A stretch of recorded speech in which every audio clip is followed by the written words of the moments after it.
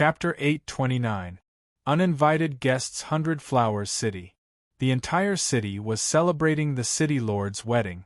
Every resident's house was plastered with the character happy, and large red lanterns hung in front of their doors. It was obvious that Lin Shiha's governance had won the hearts of the people. Everyone in the city was excited about her wedding. Over the past few days, guests who'd received invitations started arriving one after another. There were limited guest rooms in the city lord's manor, so some guests could only stay in the city's taverns and inns. Stop! The guards at the city gates stopped Zhuomo's carriage. Due to Lin Shiha's wedding, the number of people in the city had skyrocketed. Under these circumstances, the guards had to be even more careful. Thud thud thud. A group of guards strode over. Please present your identification. Hello, I am Zhuomo, the head of the Zhuo family. I've been invited to attend City Lord Lin and General Zhao's wedding. Zhuomo lifted the curtains and handed them an invitation. This is my invitation. The guards carefully checked the invitation several times. Family head Zhuo, sorry for the offense just now. City Lord Lin has ordered us to take you directly to the City Lord's manor when you arrive. Please follow behind us, otherwise there will be several checkpoints behind us. It'll be very troublesome. Thank you. Zhuomo nodded, then returned to the carriage. Yi Zichen glanced outside. This is my first time in 100 Flowers City. I really couldn't tell that Lin Shiha was such a successful city lord. Look at how festive the decorations are. Don't change the subject, said Zhuomo with a frown. You still haven't answered what I said earlier. What did I say? You're playing dumb? You mean what you said earlier? That I should let Zhao Zizhao off the hook? Yi Zichen shook his head and laughed. He's not guilty at all. Why would I let him off the hook? If he really did bring disaster to the three realms, even if I didn't punish him, someone else would. In truth, we both know that. Why do you have to act like this? Zhuomo frowned, then let out a long sigh. If my guess is correct, he'll contact the demons during the wedding. Back when the demons instigated the immortal region, he was probably their last pawn.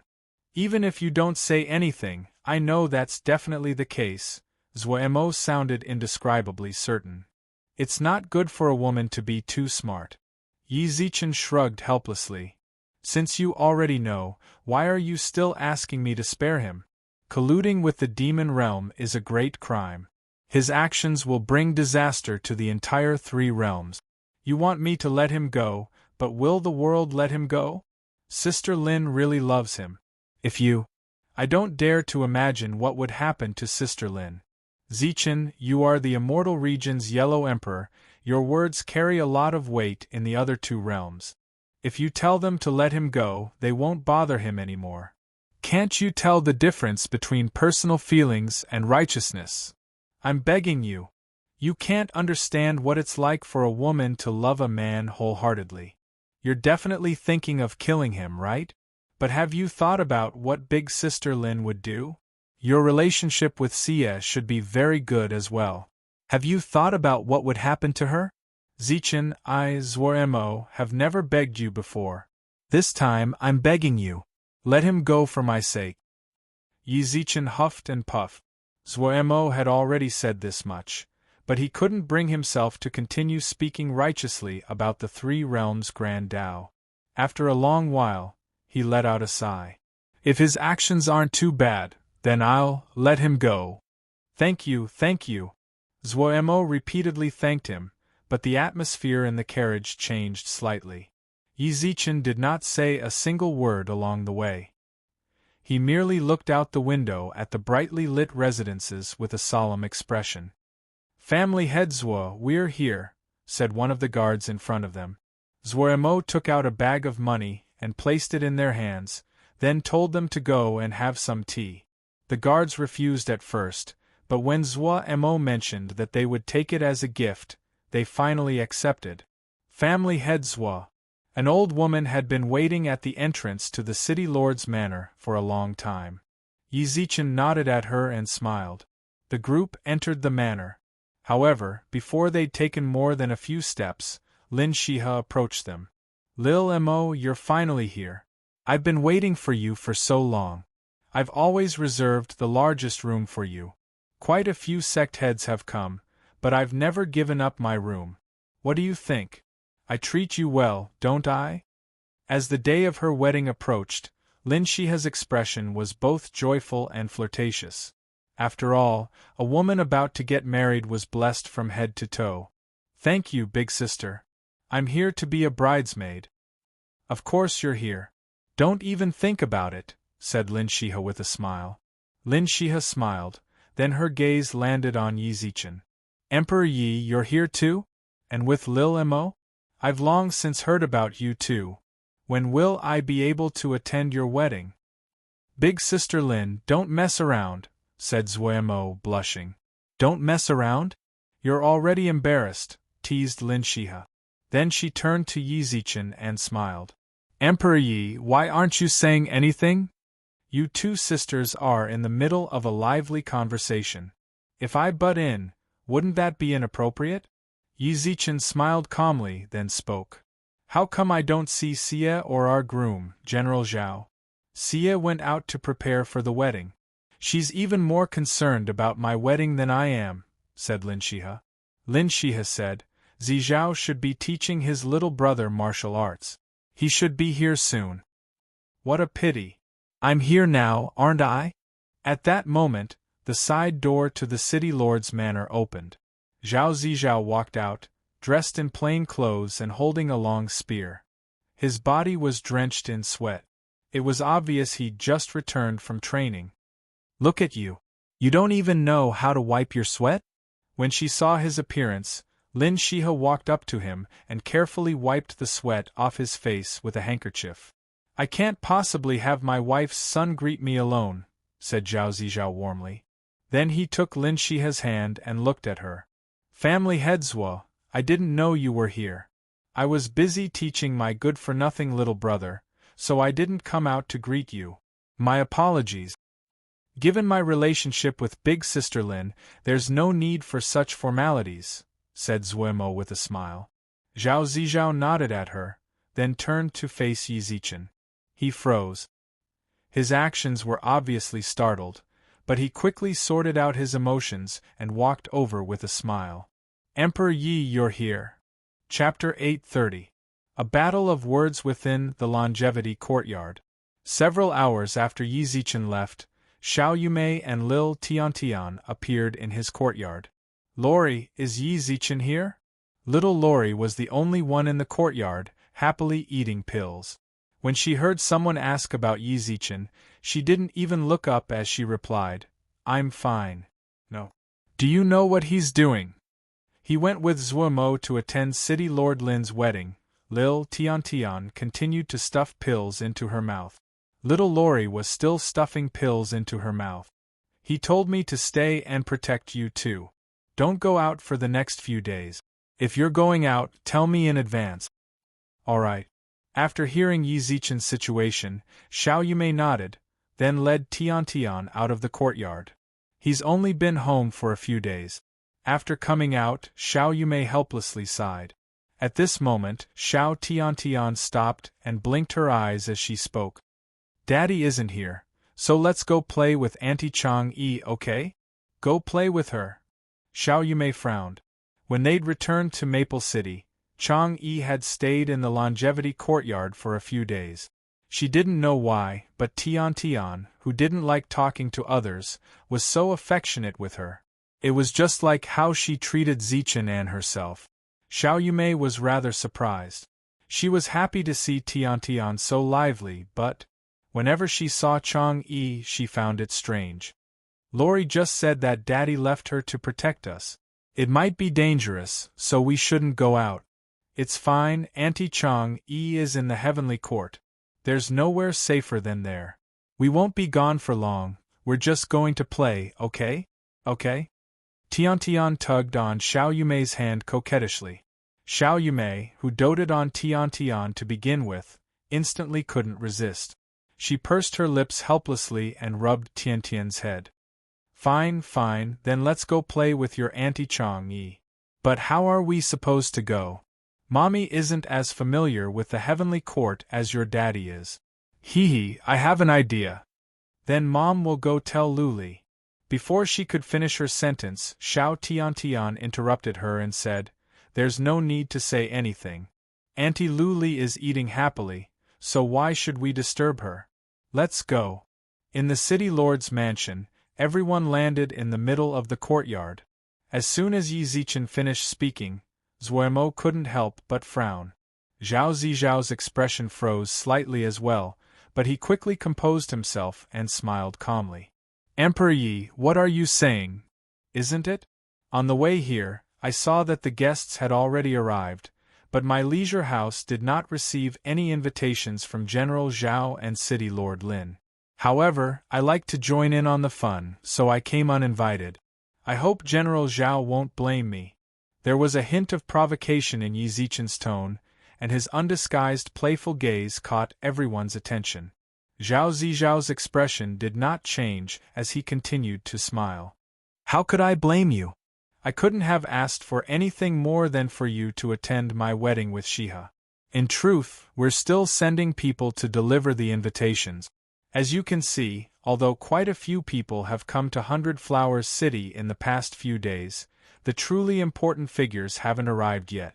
I'm only doing this out of consideration for how busy you are, and I don't want to waste your time. To tell the truth, in a few days, I was planning to personally invite you, but I didn't expect you to come with the Zhuo family head. Then can I take it that General Zhao means to say that the people you've invited in advance aren't of particularly high status in your eyes? Yi Zichen deliberately found fault with him. You jest, said Zhao Zizhao. In response, Zhao Zizhao merely smiled calmly. There was no hint of hesitation in his eyes. Even if the Zhuo family head invited us in advance, who dares say his status isn't high? It's not that the people we invite in advance aren't of high status, it's just that the people we invite are divided into factions. For example, Jianghu factions or sects like yours. We invite them last. That's strange. Yi Zichen's eyes flashed playfully, then he snorted. The sect master of a sect spends most of his time in seclusion. You should have sent your invitations in advance. But you sent them last. Could it be that you didn't want us to come? Enough. At that moment, Zuomo suddenly interrupted him. She reached out and tugged on his arm, then smiled at Lin Shiha. Big Sister Lin, we're tired from the long journey. Why don't you arrange a place for us to rest? To tell the truth, Lin Shiha felt extremely awkward just now. On one side was her future husband, and on the other was the Yellow Emperor of the Immortal Region's sacred land. Although both of them were smiling as they spoke, no matter how you looked at it, it was clear they were at loggerheads. The thick smell of gunpowder made her feel extremely uncomfortable, but she had no idea how to interrupt them. Fortunately, Zuomo had spoken up. Lin Shiha hurriedly seized the opportunity to extinguish the flames of war. That's true. Maple City isn't that close to Hundred Flowers City. I imagine you're exhausted from the journey. I've already prepared a guest room for you. How about we head over now? Lin Shiha asked tentatively, but her gaze fell on Yi Zichen. Yi Zichen glanced at Zuomo. When he saw her solemn expression, all he could do was smile helplessly, then stretch lazily. It would have been better if you hadn't mentioned it. Now that you mention it, I really am a bit tired. Then I'll take you to the guest room, said Lin Shiha directly. Thank you. Yi Zichen cupped his hands towards City Lord Lin, then turned to Zhao Zizhao. General Zhao, let's chat some other time. Take care, Emperor Yi. As he watched Yi Zichen and the others leave, Zhao Zizhao, who was dressed in martial attire, frowned sinisterly. Before long, the courtyard's side door opened. Big brother, that brat Yi Zichen suddenly showed up. It's not a bad thing, is it? A youth who looked 70% like Zhao Zizhao walked out. This was his younger brother, Zhao Ziming. The two of them were truly worthy of being brothers. Even the gloominess on their faces was the same. No, said Zhao Zizhao. Even if I didn't invite him, so long as I delivered the invitation to Zhuemo, Yi Zichen would definitely come. I've known this for a long time. From his tone, it seems he's noticed something. Then, don't worry. Even if he comes, it won't affect the overall situation. With that, Zhao Zizhao narrowed his eyes and glared ahead like a viper. A sinister smile tugged at the corners of his lip. 100 Flowers City is already mine. So long as I spread the word, I'll be able to capture all the clan heads and sect leaders of the immortal region in one fell swoop. When that happens, the world will be mine. The immortal region has always been under the jurisdiction of the Holy Land. It's never produced an emperor, so I'll be its first. But big brother, you have to be careful. Working with those demons is no different from working with a tiger. Chapter 831. She has a brilliant plan. This guest room is available. It's large enough. It should be just right for the two of you, said Lin Shihe, her gaze dubiously. She and Zhuemo were close friends, so it was only natural that she knew some of the inside story. There were quite a few empty rooms in the city lord's manor, but she said this was the only one available. She was deliberately creating an opportunity for the two of them. That's not a problem, is it? When he saw her smile, Yi Zichen knew she was doing this on purpose. However, he didn't point it out. The courtyard was indeed large enough for the two of them to live in. Besides, deliberately avoiding arousing suspicion would only make it easier for others to overthink things. Since this is the only room available, we'll have no choice but to spend the night here. As long as you don't mind, that's good. I won't disturb you any longer. With that, Lin Shihe turned and left. As she left, she glanced surreptitiously at Zhuemo. However, Yi Zichen saw all of this, but he pretended not to notice. From start to finish, Zhuemo said nothing. Even when Lin Shihe winked at her, she didn't respond. After a while, she furrowed her brows in annoyance. Why did you say that just now? There was so much gunpowder in the air. If I hadn't stopped you, I was afraid you'd start fighting. Didn't you promise me you wouldn't bicker with him? Hey, don't tamper with what I said.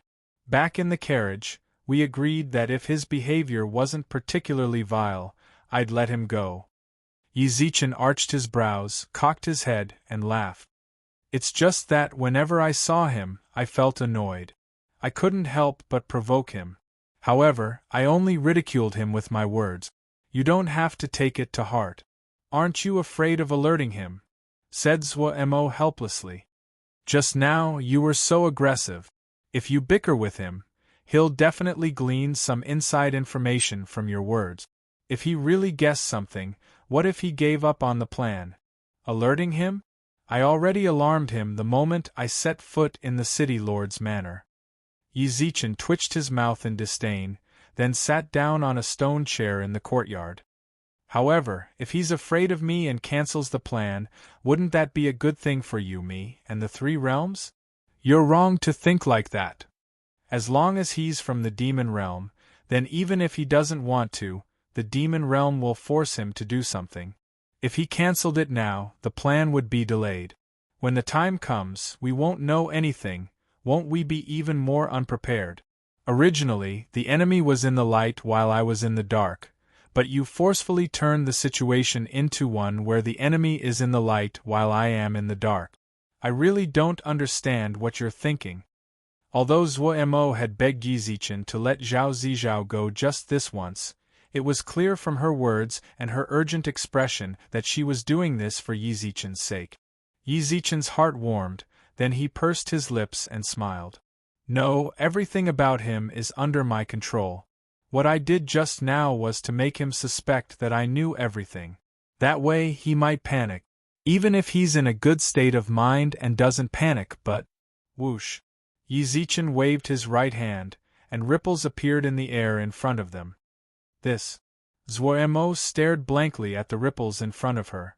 To her astonishment, Zhao Zizhao and Zhao Ziming were standing above them. The great Tao of Heaven's birth. It was a spiritual technique Yi Zichen had acquired at the very beginning, but he hadn't used it much since arriving in the Three Realms. This sort of cheat-like spiritual technique would destroy the game's balance if he used it all the time. However, using it when it mattered wasn't bad either. How can you see the two of them? Isn't it? With your strength, have you already reached this level? Despite her shock, she came to a sudden realization. No wonder he'd been so fearless from start to finish. She'd even questioned him so urgently. Now it seemed that she'd been worrying for nothing. She rolled her eyes at him, but she didn't know why, but in her heart she was delighted. He was strong. She was so happy. Shoo, don't talk. If you miss a few important details, you're done for. Yi Zichen smiled relaxedly. Zuomo nodded, knowing full well that he was right. She held her breath and focused on the ripples. Big brother, you have to be careful too. Working with those demons is no different from working with a tiger. Don't worry, I have a plan to deal with them. Whoosh. The ripples dispersed. Hey, this is a critical moment. Why did it suddenly stop? Zuomo stared intently at the scene, her mind constantly calculating and analyzing the situation. However, just as they were about to reach a critical moment, the scene stopped. She hurriedly asked Yi Zichen, "What happened?" "I was the one who made it disperse," said Yi Zichen indifferently. "Why did you do that? Just keep watching." "What's there to see?" Yi Zichen pursed his lips in exasperation. "Even if we keep watching, all we'll see is those two brothers walking away with their arms around each other's shoulders and spouting obscenities. Do you want to see? Then I'll let you see." "What? We already talked about secrets," said Zuomo in confusion. "My dear family head Zuo, even you think it's a secret. Do you really think he'll tell us?"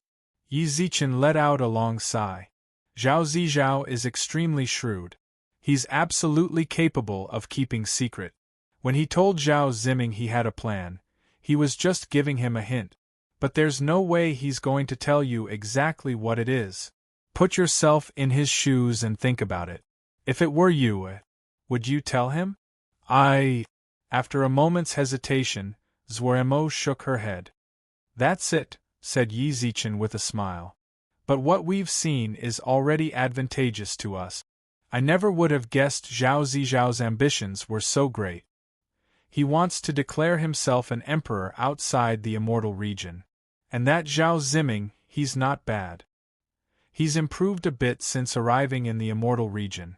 He even knows how to analyze the situation. Hey, can you not always have such a playful attitude? Zhao Zizhao wants to use this wedding to control everyone in the immortal region.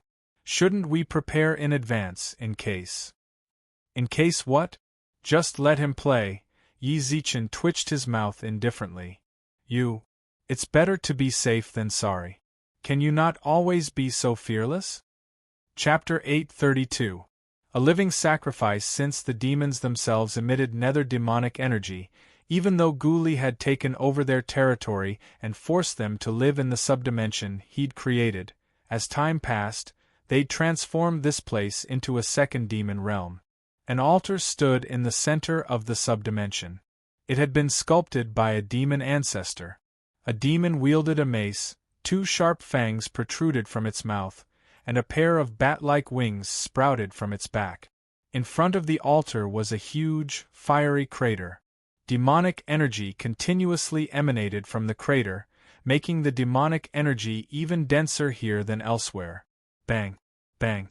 One demon after another leapt into the crater in front of the altar. Every time one of them jumped in, the altar grew even darker and darker. A sacrifice. He was using living demons as a sacrifice. A sea of demons waited in front of the altar, waiting to be sacrificed. No one knew just how many demons he'd sacrificed. "Are you still offering sacrifices?" At that moment, a black-robed old man appeared in front of the altar. He covered his mouth and nose and furrowed his brows. Clearly, he loathed the dense demonic energy. When he appeared, Black Dragon, who'd been supervising the work on the altar, rose to greet him. "Brother Su, why are you here?" "I was a bit worried, so I came to take a look," said the old man coolly. Black Dragon hurriedly turned to the demon behind him and said, "Take a seat." Bang! The demon instantly knelt to the ground, then propped his hands against the ground. A human seat. The old man didn't seem to mind at all. He sat on the demon's back, then turned to Black Dragon and frowned. "Half a month ago, you told me the altar was ready. Half a month later, we've already offered sacrifices to many demons. 300,000. Black Dragon's eyes flashed fiercely. "We've already offered sacrifices to a total of 300,000 people. Thanks to Brother Sue's clever words, my strength has undergone a qualitative transformation. Now, even if a god stood before me, I'd still be able to put up a fight." In truth, the altar's purpose was to devour demon blood essence, convert it into spiritual power, and send it into Black Dragon's body. The one who had made this suggestion was the old man in front of him. In the beginning, Black Dragon had been somewhat hesitant, but after a few taunts and enticements from the old man, he had gritted his teeth and agreed. Even if he agreed, he would still bear a grudge. The demons were all his people. He used his own people to offer sacrifices. This was an act of forsaking righteousness, an act of betrayal. It was only when he truly felt his strength increase that he recalled what the old man had said to him that he gave up on everything else and increased the intensity of the sacrifice. The clansmen were filled with complaints. Suppress. The clansmen raised their poles and revolted. Kill. Now, in the eyes of outsiders, he was already crazy, but under the temptation of power, he was willing to continue like this. Only 300,000. However, the old man shook his head in disdain. Clearly, he was very dissatisfied with this number. "Black Dragon, in order to help you turn the tables, I searched the mountains for this secret art. You might even suffer the wrath of the heavens to set up this altar for you, but you are so indecisive." "Brother Sue, please calm down." Black Dragon sneered. "No matter what, they're my clansmen. I really can't bear to have them offer sacrifices to me. I admit that I was a bit indecisive in the beginning, but I've been making up for it in recent days. In just 2 short years, I've already sacrificed 200,000 clansmen. As long as I have enough time." "I'll give you enough time," the old man snorted disdainfully. The old man snorted disdainfully. "Don't you know how much time you have left?" Even though the Black Dragon was the king of the demon race, the old man continued to ridicule him with words. "Black Dragon, there's only 3 days left. You still have 3 days. You're only a half-step Earth Supreme right now. If you'd done as I said from the beginning, you'd already be an Earth Supreme. Do you understand?" I know. I told you back then that we don't have an advantage in numbers if we want to occupy the 3 realms. In terms of numbers, they have more than us. We need to forge a route for our elite troop. That way we can attack and defend at will. Leaving our clansmen below the human immortal level alive is a waste of resources. Even if we send them to the battlefield, they'll just be throwing their lives away. I understand. If you want to accomplish great things, you need to have a twisted mentality. As the saying goes, the merciful cannot command an army. If you're so soft-hearted, how can you talk about accomplishing great things? I've supported you wholeheartedly, but in the end, are you going to send me to defeat again?" The old man berated Black Dragon fiercely. Reprimanding him in front of so many clansmen left no face for Black Dragon. However, the Black Dragon only smiled and said apologetically, "Brother Sue's words make sense. I was wrong. Finish off these ants as soon as possible. Use their essence blood to nourish your strength. Consider it their contribution to the demons. Go die." At that moment, the demonic general who'd been serving as the old man's chair suddenly erupted. His hands transformed into sharp claws and he swiped at the old man's chest. Impudent! At the same time, Black Dragon kicked the demonic being away. 10 demonic beings appeared around him and captured him. "Baal, are you trying to rebel?" This demonic general was no ordinary person. He was Baal, one of the 12 demon clans. Boss, don't be bewitched by him, Baal shouted bitterly. These are all our clansmen. How can you use them as sacrifices? Ever since this guy came to the demon realm, I've sensed that he harbors ill intentions. He wants us to go extinct. Boss, I beg you, wake up. Don't let this go on. Impudent. Brother Sue and I are like brothers. How can you harm me? Boss, shut up. Black Dragon stared darkly at Baal. I think you've been bewitched. Humph, I've long known that you have a rebellious bone in your head. You're not loyal at all. Now that you want to rebel against me, fine. I'll grant you death. Hei Long raised his hand without the slightest hesitation. However, the old man stopped him. Killing him would be too much of a waste. Use him as a living sacrifice. No matter what, he's one of the 12 demon sovereigns. He'll be much more effective than those ants. Brother Sue's words make sense. Men, there's no need. Baal struggled to his feet and shooed the surrounding demons away. I'll jump myself. And boss, I've followed you for 100,000 years, but you're going to trust a bystander. We'll find out in the future who's harboring evil intentions. Soon after, his gaze fell onto the old man, and his eyes were filled with rage. Chapter 833. Incitement, push him down. Black Dragon frowned, then pointed at the laughing demons behind Baal. Black Dragon furrowed his brows, then pointed at the laughing demon behind Baal in front of the altar and bellowed, Baal, you're the demon king. The demons were loyal to Black Dragon, but they knew full well of Baal's illustrious military exploits. They were loyal to Black Dragon, but they knew full well of Baal's illustrious military exploits. Whoosh! A blazing flame burst out from the altar, and the scorching heat swept past Baal, as if it was about to swallow him whole and melt him. The rubble beneath Baal's feet fell to the ground in a puff of white smoke. Baal stared fixedly at the nearby elder. Then he laughed, a heart-wrenching laugh. Suyun, don't think that no one knows about your tricks.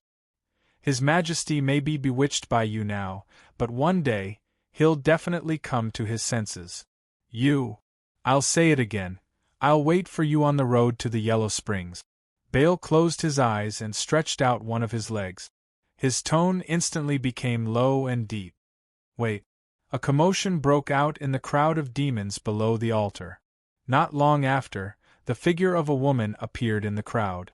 When he saw her, Suyun furrowed his brows, then lowered his head, maintaining his cool demeanor. Min-Yi, said Black Dragon. Your Majesty. Li Min-Yi knelt on one knee before Black Dragon, then frowned. I've come to plead on Baal's behalf. Right now, the Black Dragon was bent on executing Baal. The temptation of absolute power had already twisted his heart a little. In truth, the ones he wanted to sacrifice the most were the 12 demon sovereigns. They were the demon's most elite fighting force. If he sacrificed them, the effects would be far better than if he sacrificed them to the body refiners and spiritual bodies. Perhaps if he sacrificed them, he would be able to directly step into the Supreme Being stage. If it were any other demon sovereign, he might have just thrown them into Baal's group and sacrificed them as well. But Li Min-Yi was different. She was Suyun's rightful wife. Brother Su, what do you? Unable to make up his mind, Black Dragon shifted his gaze to Suyun and asked in a probing manner. Min-Yi, why are you here? Only then did Suyun speak. His voice was weak and feeble. It was obvious he was already at the end of his rope. Can I not come? Li Min-Yi bit her lips. Yun, do you know that your current actions will incur the wrath of the heavens? Do you know what you are doing? Hundreds of thousands of devil race people are going to jump into the fire sacrifice just because of your words? Now that you want the 12 demon sovereigns to perform the fire sacrifice, does that mean that I will also have to perform the fire sacrifice in a few days? Don't be unreasonable. Hurry up and go back, berated Suyun. I'm being unreasonable? Which one of us is the unreasonable one? Yun, do you know why I fell in love with you back in the modern realm? It's because I love you for your loyalty and righteousness. But look at you now. Li Min Yi looked ahead with a pained expression. Her eyes were filled with disbelief. Cold-blooded, heartless. You've even started using living people as sacrifices. Yun, let's stop. It's not too late to stop now. In fact, I blame myself. I was the one who implanted the memories of the Array Grandmaster into your sea of consciousness. In order to study spirit arrays, you overdraft too much of your life force. Now that you're like a candle in the wind, can't you just live in peace for a few years? Say no more. Didn't you come here to get Baal? All right, for your sake, I'll spare him. With that, Su Yun turned to Baal, who stood at the entrance of the fire sacrifice. I'm not guilty of betraying you. Leave. Then, he spoke to the demon clan members who were waiting for the sacrificial ceremony like livestock. Continue the fire sacrifice. Yun, Li Min Yi furrowed her brows. Su Yun ignored her. Instead, he turned to the executioners who'd brought the demons over for the fire sacrifice. Do you not understand what I'm saying? Continue the fire sacrifice. Pa. Su Yun, who do you think you are? What right do you have to speak so arrogantly? Don't forget, the Demon King is King Black Dragon. King Black Dragon hasn't said anything yet. What the hell are you talking about? Baal spat on the ground as he left the altar. He looked at Su Yun with disdain and cursed, "You're the one who did this to me." That's right. Lord Baal is right. Why do we have to become the sacrificial pawns? We want to live too. We don't want to be sacrificed. Baal's words caused the demons beneath the fire sacrifice to riot. The surrounding demon guards did their best to suppress them, but there were simply too many people being sacrificed. It seemed they couldn't hold back much longer. Baal. Black Dragon's face was ashen. His entire face was filled with uncontrollable rage. Su Yun smiled calmly. He gently patted Black Dragon on the shoulder, indicating for him to calm down. Then he smiled at Baal, stirring up their emotions. I have to say you're quite successful. Heh. It wasn't me who stirred them up. That's what they were thinking, snorted Baal. You're still the one who stirred them up. Su Yun pursed his lips and smiled calmly. No matter where they are, the common people are weak and ignorant. Before anyone says anything, all they can do is endure and accept. If you hadn't said what you just said, the sacrificial rites might still be proceeding in an orderly fashion. I don't want them to continue. They're weakening the demon race's combat strength. You're harboring evil intentions. Is that so? Su Yun didn't refute him.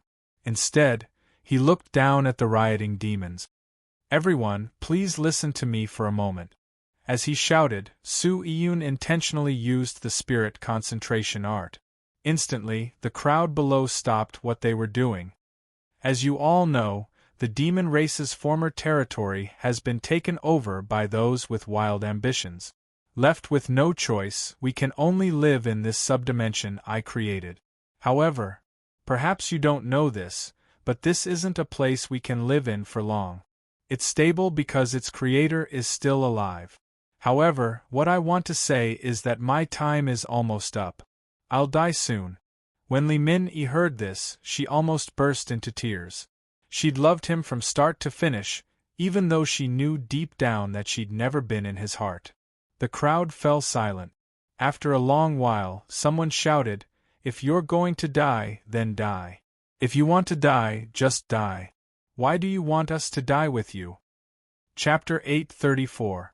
Begin your performance. Su Yun stood atop the altar. His body was like a candle in the wind, but now he had to face the tens of thousands of sacrificial fire priests. He seemed exceptionally depressed. He didn't shout himself hoarse to gain their approval. Perhaps it was more accurate to say that he didn't have any more energy left to shout. He said it indifferently, but his indifferent words reached everyone's ears. Who do you think you are? Do you think we can't live without you? It's just a spatial collapse. We can just find another space, shouted the crowd. Do you see? This is the ignorance of the people. This is the ignorance of the people. As he spoke, Su Yun's gaze fell on Baal. He smiled calmly, then turned his head to look at the foolish commoners below. There's no need for me to be modest. Aside from me, there's probably no one else in the demon race who can create another space. As soon as he finished speaking, he stopped interacting with the ignorant commoners below him and smiled. After I die, this space will collapse. You'll be completely exposed to the eyes of the three realms. When that happens, how will you live? Could it be that you think that the people of the three realms will be merciful to you and leave you a desolate land for you to live in? Or do you think Guli will return the space you once lived in? Wake up. None of them will. In that case, there's only one possible outcome for you: death. We can definitely attack the three realms again. Also, don't try to scare us with death. We demon warriors aren't afraid of death. Su Yun had long since noticed that these people were there on purpose. He glanced at Baal discreetly. These little tricks weren't bad at all. But to someone like him, who'd participated in countless debates at university, this was basically free points. Su Yun cleared his throat, then straightened his clothes. Let the show begin. Very good. It's good to be hot-blooded. Now let me ask you this. Do you understand the current three realms? Back then, we demons retreated.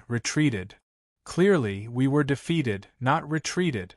After that, the dragon vein of the demon race appeared, and their overall strength took a qualitative leap. And what are you doing? Living a befuddled life, muddling along, dragging out an ignoble existence, right? The enemy's strength is increasing exponentially, while our side is stagnating. So, let me ask you, if you rely on your current strength to attack, what are your chances of victory? Or rather, can the 10 of you exchange for one person from the three realms? 10 for 1, you might not even be able to do it. Moreover, our devil race does not have the advantage in numbers, so your sacrifice is meaningless. Everyone fell silent. You all know that numbers have no advantage in the face of absolute power. It was just like when a heaven immortal was facing hundreds of thousands of body refiners. He could annihilate them with a wave of his hand. But now, if our demon race wants to win, we need someone with absolute strength. And the person I've decided on is the current leader of the demon race, Black Dragon. With that, Su Yun shot Black Dragon a meaningful glance. Understanding Zhang Xian's intentions, Zhang Xian unleashed the full might of a half-Shizuan. Bang! Those who were closer, including Baal and Li Min-yi, couldn't help but fall to their knees, looks of pain on their faces. They were the demon's most elite fighting force, and their strength was on par with the three realms' peak experts. Thus, they were now in the most direct state the three realms' peak experts would face when facing Black Dragon. All right, Black Dragon, stop. Su Yun calmly waved his hand at Black Dragon, then looked at Baal and the fools below. Do you feel it? This is absolute power. With that, Su Yun turned to the crowd of ignorant commoners. You keep saying that demon warriors don't fear death, so why can't we die meaningfully? It's just as you said, you charge forward like a suicide squad, but in the end, you're just delivering your lives to the enemy. So what meaning does your death have to the demons? No, your deaths are meaningless. Since that's the case, why don't you die meaningfully? How can we die meaningfully? One of the fools couldn't help but ask. Sacrifice. Su Yun pointed at the altar behind him. I came across this altar by chance. It's one of the demon race's secret manuals. Its effect is that after the sacrifice, the refined essence blood will be converted into spiritual energy, which will be infused into the bodies of those who benefit from it. Your sacrifice will increase Black Dragon's strength. As long as he's strong enough, when we attack the three realms, we'll have a much better chance of victory. You say I'm vicious and merciless, but have you ever seen me sacrifice children? You say I have a heart of stone, but aren't I thinking about the future of the demon race? Please think about it. Do you want your children to live in peace? Or do you want them to become prisoners of the three realms and live a life without a future? Some of you are already in your twilight years. You want to enjoy your twilight years in peace, but you can no longer do so. Why don't you sacrifice your bodies for the sake of the demon race's future? Some of you are in the prime of your life with average talents. You want to accompany your children as they grow up, but you are no longer strong enough to protect your children. Why don't you sacrifice yourselves to give your children more hope in the future? You're not abandoned by the demon race. On the contrary, you're the demon race's heroes. For the sake of the demon race, for the sake of the demon race's future, you're willing to sacrifice yourselves. Soo-yoon practically shouted his last sentence. The crowd below the altar began to stir. To tell the truth, their blood had been ignited. It wasn't just them. Even Baal, who'd always disliked Soo-yoon, had changed his opinion of him. We're willing to be sacrificed. Yes, we're willing. The crowd shouted one after another. Their blood had been set aflame, and they no longer feared anything. I thank you all for your sacrifice. You've given us the demon race's future. The demon race's glory will live on forever with you. Under the influence of extreme emotions, the atmosphere of the crowd below was stirred to the peak. They didn't even need the guards to suppress them. One by one, they leapt off the altar, unafraid of death. Seeing this, Soo-yoon let out a long sigh of relief. Grandmaster Soo, Baal, wronged you. Soo-yoon's words had moved him so much that he'd immediately apologized. Chapter 835. The bright moon lanterns and streamers decorated the city, and gongs and drums beat in unison. So long as you were in Hundred Flower City, you could sense the city brimming with a joyous atmosphere. Only the wedding of the city lord, Lin Shiha, could cause such a commotion in the entire city. As the sky turned white, the sound of firecrackers could be heard everywhere in the city. Normally, a wedding would be held at noon, but Lin Shiha's wedding was being held at night. The sound of firecrackers exploding in the city lasted from dawn to dusk before it finally stopped. When the night fell, from the gate of Hundred Flowers City to the shops on both sides of the street, there were festive red lanterns. The only way to the city lord's mansion was covered with red rose petals. The citizens of Hundred Flowers City had scattered the flowers. They sincerely wished the city lord, who'd worked so hard for them, well, she'd finally found her lifelong home. A group of people stood about 5 kilometers away from Hundred Flowers City. Based on their equipment, they seemed to be a band of musicians. In front of him, there were 3 people riding tall horses. These 3 horses all had red flowers tied to their neck. Among them, the white horse stood in the center, which was also the furthest in front. Slightly behind him were 2 pure black horses on either side. Emperor Yi, I can't believe you said you'd be my groomsman. I'm truly flattered. At this moment, the man in red clothes and a crown on a white horse turned around and spoke to the person on his left. This was the wedding's bridegroom, Zhao Zizhao. The person he'd spoken to was none other than Yi Zichen. As for the other groomsman on a black horse, it was his younger brother, Zhao Ziming. Yi Zichen was dressed in black. Coupled with the black horse he rode, he seemed rather cold and stern under the moonlight. General Zhao, you're exaggerating. City Lord Lin has 2 bridesmaids. Out of all the guests, only your brother and I are suited to be groomsmen. Besides, General Zhao, City Lord Lin, and I were friends during the demon invasion. It wouldn't be inappropriate for me to be your groomsman, would it? As he spoke, Yi Zichen's face was completely expressionless. He simply gazed indifferently at the bright moon above him. Emperor Yi, if that's the case, then if I were to continue being polite, it would only make me seem pretentious.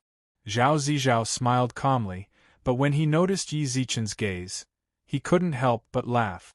Emperor Yi, why do you keep staring at the moon? Don't you think the moon is beautiful tonight? Under the bright moon, moonlight shone on the ground. It should have been late at night, but the moonlight drove away the darkness of the night. Yi Zichen continued to stare at the bright moon in front of him. He wasn't just spouting nonsense. Tonight's moon was indeed much brighter than usual, and it wasn't a full moon. Is that so? I'm just a vulgar person, so I can't comment on this beautiful scenery. Zhao Zijiao raised his eyebrows and pursed his lips. Yi Zichen, however, acted as if he hadn't heard him at all. He simply stared at the bright moon. Vaguely, he seemed to see two pretty figures on the bright moon. I've finally coaxed the little ancestor to sleep. I've troubled you for the past few days, please don't take it to heart. Xiao Yumei's willowy brows were tinged with exhaustion. The little ancestor she spoke of was naturally Lil Tiantian. In truth, they'd already been in the heavenly court for a few days, but they didn't have the sensation of day and night in the modern realm. That girl, Lil Tiantian, fooled around with Xiao Yumei and Chang Yi for a few days. Only then did she run to Chang Yi's bedroom, pick up you two, and go to sleep.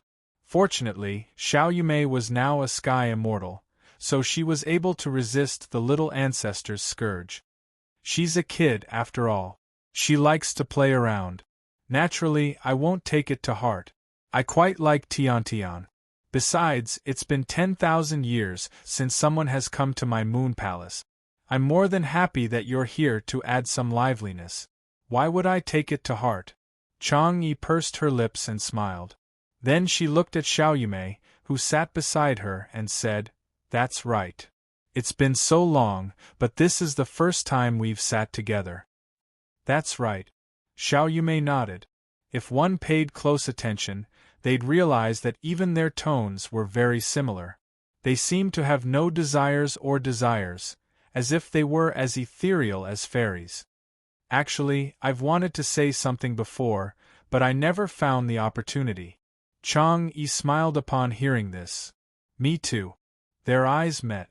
When they saw their own reflections in each other's eyes, their hearts actually palpitated, and a strange feeling spread from the bottom of their hearts. At this moment, Xiao Yumei turned her head away. Chang Yi also did the same. The two didn't say anything. They just stared at the darkness below the moon palace. After a long while, you say, Xiao Yumei and Chang Yi spoke at almost the same time, then turned their heads. When they saw each other looking at them, the two of them spoke in tacit understanding. You say first. When they once again said the same sentence in tacit understanding, they looked at each other for a moment and laughed out loud. The two of us really are quite similar. After laughing for a while, Chang Yi covered her mouth with her hand. That's right. Xiao Yumei nodded noncommittally. The first time I saw you, I had a strange feeling. I can't explain it, but it's just strange. I feel the same way. Chang Yi nodded. That senior vaguely mentioned that the two of us might have some sort of relationship. I just don't know what it is. If we really are related, it looks to me like we're sisters. With that, Chang Yi seemed to think of something and arched her brows.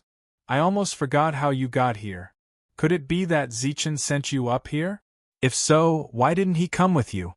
Xiao Yumei suddenly froze. She blinked at Chang Yi.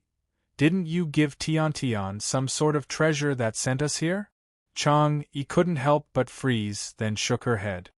Although the Moon Palace is a subordinate of the Heavenly Court, there are some restrictions that prevent those from the lower realms from directly entering the Moon Palace. When you and Tiantian suddenly appeared in the palace, I thought Zichen had sent you here.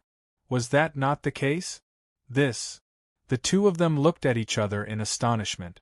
From the look in each other's eyes, they could tell that their astonishment was genuine. Could it be? Xiao Yumei said in disbelief, but at that moment she sensed someone behind her. When he turned around, he saw that. Chapter 836. Chapter 836. War Goddess Tian. Tiantian? When Xiao Yumei turned around and saw Tiantian, she couldn't immediately confirm whether it was her or not. She still had that adorable face, but the hair on her back, it was white. It wasn't the kind of white that was filled with the aura of death. Instead, there was a hint of sparkling white in it. What, you don't recognize me? Tiantian's tone was especially cold. Her white hair touched the ground, and she stood barefoot on the Moon Palace, a faint smile on her face. Xiao Yumei couldn't accept such a cold tone. She shook her head and stood up from the bench. Is it Tian Tian? Chang Yi also turned around at this moment. When she saw Tian Tian's appearance, her pupils constricted. That's me, I'm Tian Tian. Tian Tian's eyes narrowed into slits as she smiled. Then, she retracted her smile and tilted her head. Of course, you can also call me War Goddess, Qi Tian. The scene before them left Xiao Yumei and Chang Yi speechless. They both had the same question in their hearts. Why did Tian Tian become like this? Judging from your expressions, you must be quite shocked. A cute smile appeared on Qi Tian's adorable face. She blinked her eyes, and the aura of a superior slowly emanated from her. Xiao Yumei bit her lip. After a moment of hesitation, she ran towards Tian Tian. Just who are you? Hurry up and get out of Tian Tian's body. The aura of a ruler was very terrifying. It was already incredible that a mere sky immortal like Xiao Yumei hadn't knelt on the ground in fear. But when she faced this fear, she actually charged towards Tian Tian.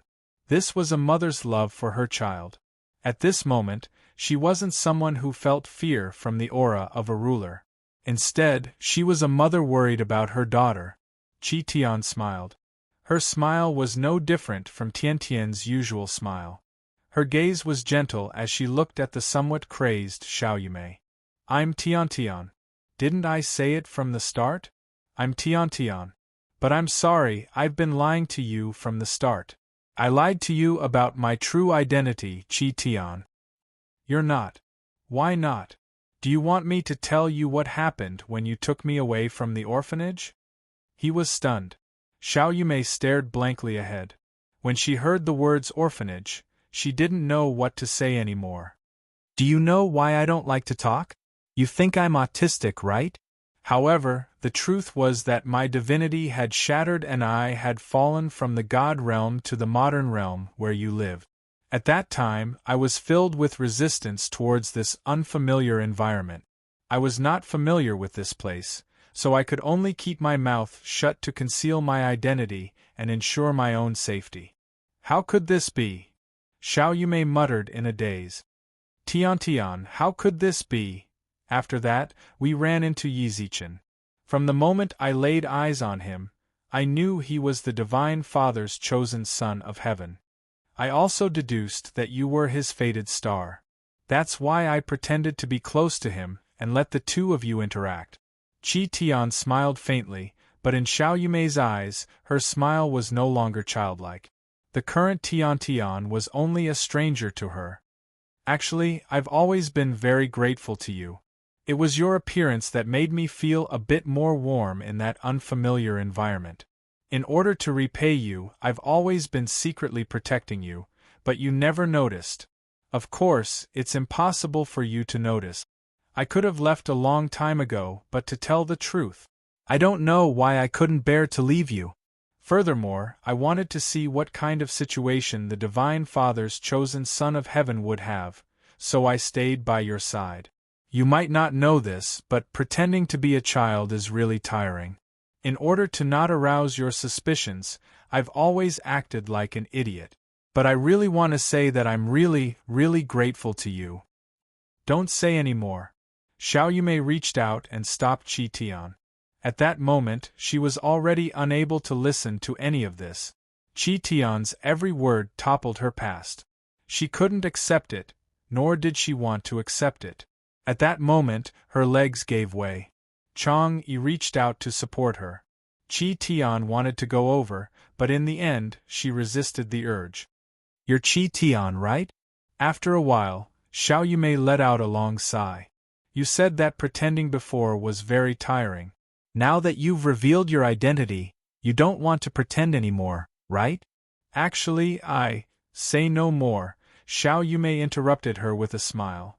Since that's the case, then you can leave. No one could understand the pain in her heart when she said those words.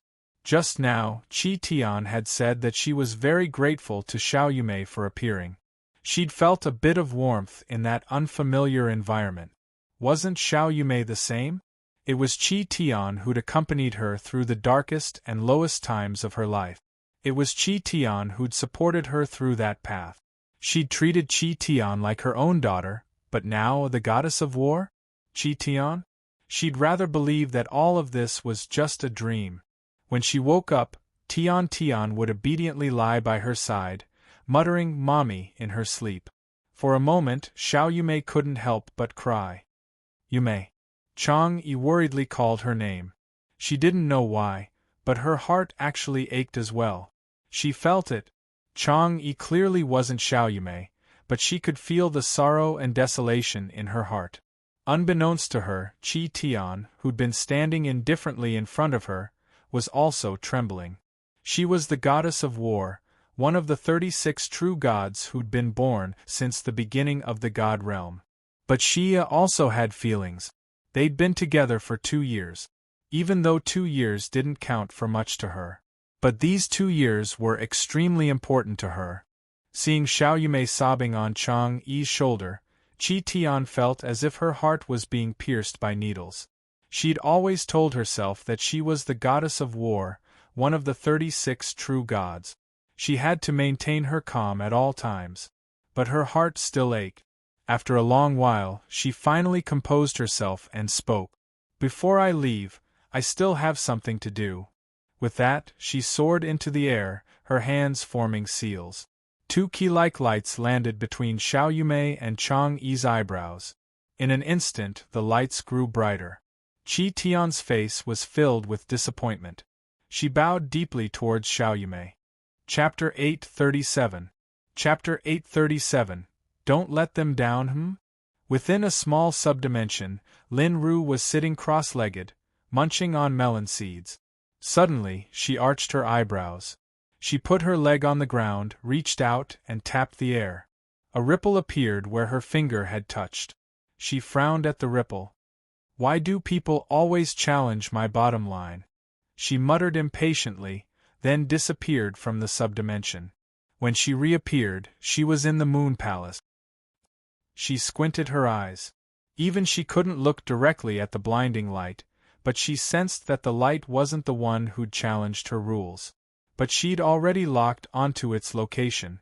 It was the Moon Palace. She frowned and looked around. Lin Ru couldn't help but be taken aback. Could it be that my eyes are playing tricks on me? Tian Tian shouldn't be like that? Just now, when she looked around, she vaguely thought she'd seen Tian Tian. However, when she focused her gaze, Tian Tian was nowhere to be seen. "Never mind, what's the point of worrying so much? I hate trouble," muttered Lin Ru to herself. Lin Ru muttered to herself. Since she couldn't find the person who challenged her rules, she naturally wouldn't pursue it. Shortly after, her gaze fell onto the white light. She twitched her mouth. Snap! She snapped her fingers. The space around Xiao Yumei and Chang Yi was instantly cut off. The blinding light was also locked within the space, unable to be released. Done. With that, Lin Ru disappeared once more. When the radiance of the bright moon in the sky suddenly dimmed, the world also became much darker at this moment. Whoosh! The torches they'd prepared long ago were finally put to use. The light illuminated the surroundings once more. The sky really darkened quickly. "Fortunately, we prepared torches in advance." Zhao Zizhao chuckled, while Yi Zichen knitted his brows. It was too strange. The moon had been unbelievably bright just a moment ago, but now it had suddenly lost its light. To Yi Zichen, this sort of abrupt change was extremely strange. When the moon had suddenly dimmed, his heart had skipped a beat. He thought that the devil race had come. However, from Zhao Zizhao's expression, he could tell that the people from the demon realm had yet to come out. Then this month, Emperor Yi. Just as Yi Zichen was deep in thought, Zhao Zizhao interrupted his thoughts. "It's about time. The moon you've been admiring is about to go dark. Do you think we should head into the city?" Yi Zichen was speechless. "General Zhao, this is your wedding with City Lord Lin. You should be the one to decide the time. I'm just a groomsman. You can enter whenever you want. I'll follow you." "That's true." Zhao Zizhao put on a look of realization, then straightened his back and spoke to the guards of honor and musicians behind him. Enter the city. The moment they set off, the musicians began to play. 5 miles to escort the bride. General Zhao is here, General Zhao is here, get ready! A lookout on the walls of Hundred Flowers City suddenly roared. The soldiers outside the city stood on either side of the city gates in a single line. The formation was 100 meters long. They crossed their spears and stood ramrod straight, as if they were on a military parade. Congratulations on your wedding, General Zhao and City Lord Lin. Let them through. When Zhao Zizhao appeared at the very front, the guards at the very front retracted their spears.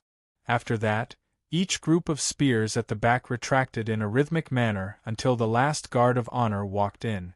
Only then did they cross their spears. They stepped into the city. Horse hooves trampled rose petals. At the same time, flower petals fluttered down from the sky.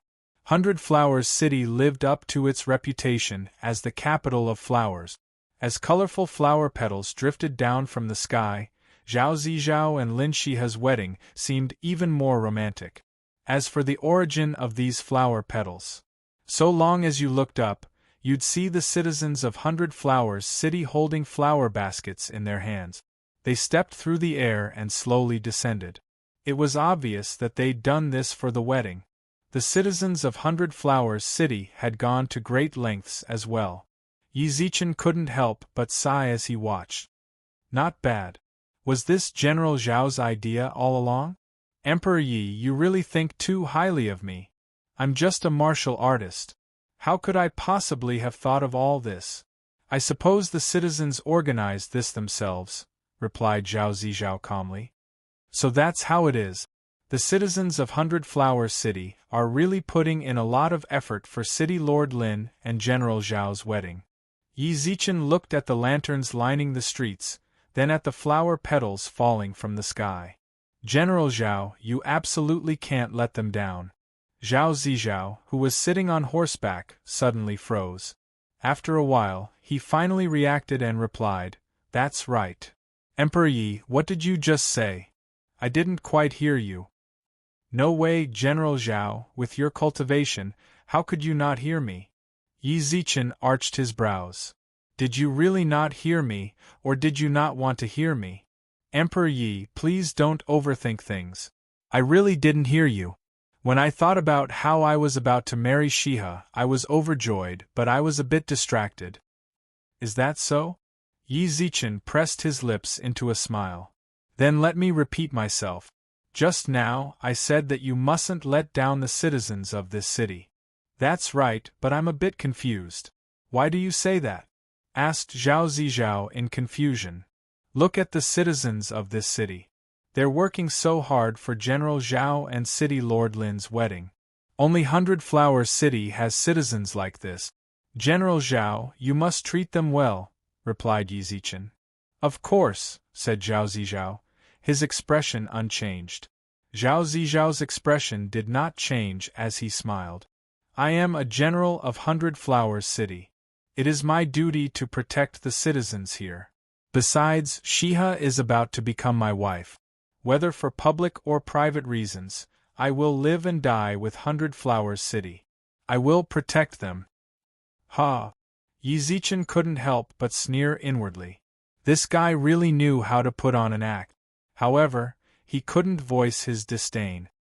If that's the case, that'd naturally be for the best. "Emperor Yi, there seems to be a hidden meaning behind your words?" asked Zhao Zizhao tentatively. "General Zhao, you're overthinking things. I'm definitely the type of person who says what's on my mind. I don't like beating around the bush. Since General Zhao said that you will protect the people of this city, then I naturally believe in General Zhao's words and express my gratitude on behalf of the people of this city." "It's my duty," replied Zhao Zizhao with a smile. Zhao Zizhao replied with a smile, then ignored Yi Zichen. He looked straight ahead, then spurred his horse forward slowly. About 10 minutes later, Zhao Zizhao came to a stop. Chapter 838. Chapter 838. Zhao Ziming's killing Oradeep within the boudoir. Lin Shiha sat on a chair in front of a dressing table, her head covered by a red veil. She clutched at the hem of her clothes. Clearly, she was extremely nervous. Xie, go see if they're here yet. Lin Xie, who was wearing a white dress and standing beside Lin Shiha, couldn't help but tease her. Big sister, even if you're getting married, there's no need to be in such a hurry. You've asked me that question more than 10 times in the past hour. I know, right? Big sister Lin, you're in too much of a hurry. Zuomo couldn't help but tease her. Lin Shiha had invited her to be her bridesmaid at the very beginning. As bridesmaids, Zuomo and Lin Xie were accompanying her in her boudoir. You two damned girls. You even dare tease your big sister? Lin Shiha was so embarrassed that Zuomo and Lin Xie couldn't help but laugh. However, despite their laughter, Zuomo's heart was just as anxious. At noon on the day of the wedding, Zuomo and Yi Zichen sat in their room. Just then, Yi Zichen finally gave in to Zuomo's pestering and told her his brilliant plan. This is the brilliant plan you were talking about? Zuomo couldn't help but frown. When Yi Zichen heard that, he covered her mouth and looked around vigilantly. Keep your voice down. You're afraid others won't know, right? Zuomo pushed Yi Zichen's hand away, then lowered her voice. Is this my fault? You said you had a brilliant plan, and I thought you had some sort of brilliant trick up your sleeve. But now you're telling me your brilliant plan is to become Zhao Zijiao's groomsman? Is there a problem? Yi Zichen raised his eyebrows at Zuomo, then grabbed an apple from the fruit platter on the table, and took a bite, then mumbled. I'm telling you, this is absolutely brilliant. If I become his groomsman, I'll always be by his side. So long as he tries anything funny, I'll be able to detect it. But that's too dangerous, said Zuomo with a frown. Nothing ventured, nothing gained. What's more, what kind of strength do I have? What's so dangerous about me? Said Yi Zichen nonchalantly. I'm still a little worried. Can't you see them from here? Can't you use that trick? No. I've already decided. I'm going to be his groomsman, so don't try to talk me out of it. Just stay in the City Lord's mansion and accompany City Lord Lin. I'll definitely be fine, trust me. Yi Zichen, why aren't you here yet? Zuomo lightly bit her lips. Her heart was filled with anxiety. Just then, a faint sound of gongs and drums could be heard from outside the room. Sis, you don't need to be so anxious now. It looks like your husband has already arrived, Lin Xie giggled and teased. Zuomo, on the other hand, became the most nervous. Nothing must happen. Nothing must happen. She kept praying in her heart until, creak, the door to the boudoir was pushed open. Shiha, I'm here. Zhao Zijiao, who wore a red robe and a red flower on his chest, walked in front. Half a step behind him was a man in black, Yi Zichen. Zhao Zijiao smiled warmly and walked towards Lin Shiha. However, her two bridesmaids looked at Yi Zichen in a daze. His eyes were bright, and his face was as sharp as a knife. Coupled with his black clothes and cold gaze, it was hard to tell apart. This was definitely the image of a lady killer. Hello, bridesmaids, Yi Zichen waved his hand. At that moment, Zuomo and Lin Xie returned to their senses. Zichen, long time no see, Lin Xie said shyly. Yi Zichen pursed his lips and shrugged, then teased her playfully. Officer Lin, that's not right. Officer Lin, you're wrong. We met during the day today. Could it be that you've missed me so much that one day apart feels like 3 years? In that case, half a day has passed, so it's been a year and a half. Long time no see. You. Lin Xie frowned. Lin Xie knit her brows. Yi Zichen hurriedly took a step back. What? You want to arrest me? I'm telling you, this isn't the modern realm. You can't talk to me about the law. I can't be bothered with you. With that, Lin Xie walked behind Lin Shiha. However, she kept an eye on Yi Zichen out of the corner of her eye. Zhao Ziming's expression was terrifyingly dark. Lin Xie was his fiancée, yet they were acting like this in front of him. Creak. He clenched his fists in his sleeve. He couldn't take it anymore. Ziming. At that moment, an angry roar resounded in Zhao Ziming's sea of consciousness. Zhao Ziming, who'd nearly lost his head in anger, came to his senses and saw Zhao Zizhao glaring viciously at him. Zhao Ziming unclenched his fists and walked to Zhao Zizhao's side. "Do you know what you were doing just now?" Zhao Zizhao transmitted once more. "I'm angry." Zhao Ziming gnashed his teeth. "That whore Lin Xie was flirting with Yi Zichen. Just looking at it pisses me off." "Look at yourself," said Zhao Zizhao, glancing sideways. "Isn't it just a woman? If she angers you like this, how can you accomplish anything great? Let me tell you, even if you're angry, you'd better endure it. If you ruin everything, we'll both die." Zhao Ziming couldn't help but tremble at the roar in his sea of consciousness. Then he replied, "Got it." In truth, Yi Zichen had seen all of this.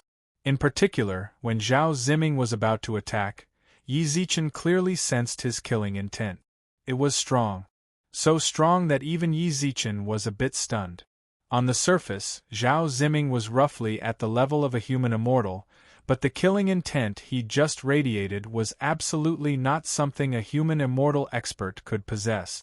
Furthermore, killing intent wasn't like spiritual energy.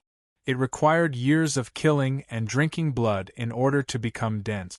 Normally, generals on the battlefield all had rather dense killing intent, but Yi Zichen couldn't figure out why someone like Zhao Ziming would have such a strong killing intent. Could it be that this was Zhao Zizhao's brilliant plan? But this sort of brilliant plan couldn't deal with the demons at all. After teaching Zhao Ziming a lesson, Zhao Zizhao's expression softened, and he took Lin Xihe's hand. "Emperor Yi, do you think we can go out and hold the ceremony now?" "General Zhao, I've told you on the way here that this is your wedding. You don't have a matchmaker or your parents, so whatever you say goes. Why do you need to ask for my opinion every step of the way?" Yi Zichen said helplessly, then glanced at Zhao Ziming, only to discover that Zhao Ziming wasn't looking at him. "Emperor Yi, your status is respected. I wouldn't dare slight you," said Zhao Zizhao with a warm smile. "Since Emperor Yi has no objections, let's go out and pay our respects." Everyone in the room followed the newlyweds out. Yi Zichen was at the very back, but just as he was about to leave, buzz, buzz. Yi Zichen's phone rang at an inopportune time. He fished it out of his pocket. Chapter 839. Everyone's here. Yi Zichen's phone buzzed and vibrated. He stared fixedly at the notification on the screen. "The struggle for the three realms is about to begin. Would you like to teleport to the mission location ahead of time?" There were indeed two options below. Accept. Reject. What the hell? Yi Zichen frowned. He naturally knew that his phone would notify him of the struggle for the three realms, but he hadn't expected it to be like this. It was like he was doing a mission in a game. "Yi Zichen, what are you doing? Come on out." Zuemo stopped waving. Yi Zichen nodded, then tapped reject, and put his phone back in his pocket. Teleport. He didn't have the time to teleport there. He still hadn't dealt with Zhao Zizhao's schemes. If he teleported to the mission location now, wouldn't that ruin everything? "What were you doing just now?" When Yi Zichen ran past, Zuemo frowned. "Did you discover anything?" "What?" Yi Zichen was still preoccupied with the struggle for the three realms, so he hadn't heard what Zuemo had just said. "Can't you focus on the future or not?" Zuemo looked at him helplessly, then snuck a peek at the people walking in front of her and transmitted. "Haven't you been by Zhao Zizhao's side all this time? Did you discover anything? The wedding is about to take place. You're already a clan head. Why are you still so impatient?" Yi Zichen patted her on the shoulder. "Don't be so nervous. Learn from me. Take a deep breath." Slap.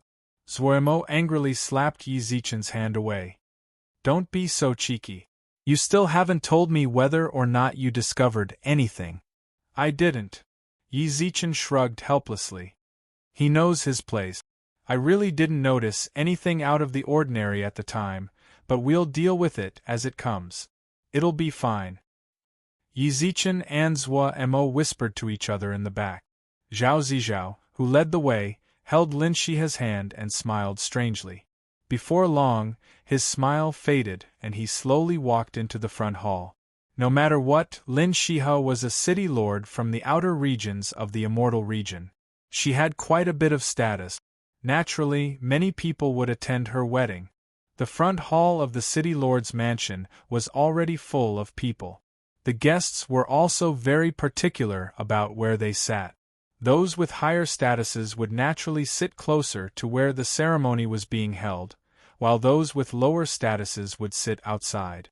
Moreover, at each of their tables, merchants sat with merchants, and bureaucrats sat with bureaucrats. As for the peak powers outside the immortal realms, they all sat at a table, either with their sect masters or elders in the lead.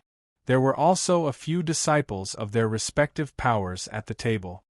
City Lord Lin is here. Someone among the guests shouted, and all the guests present turned to look in that direction.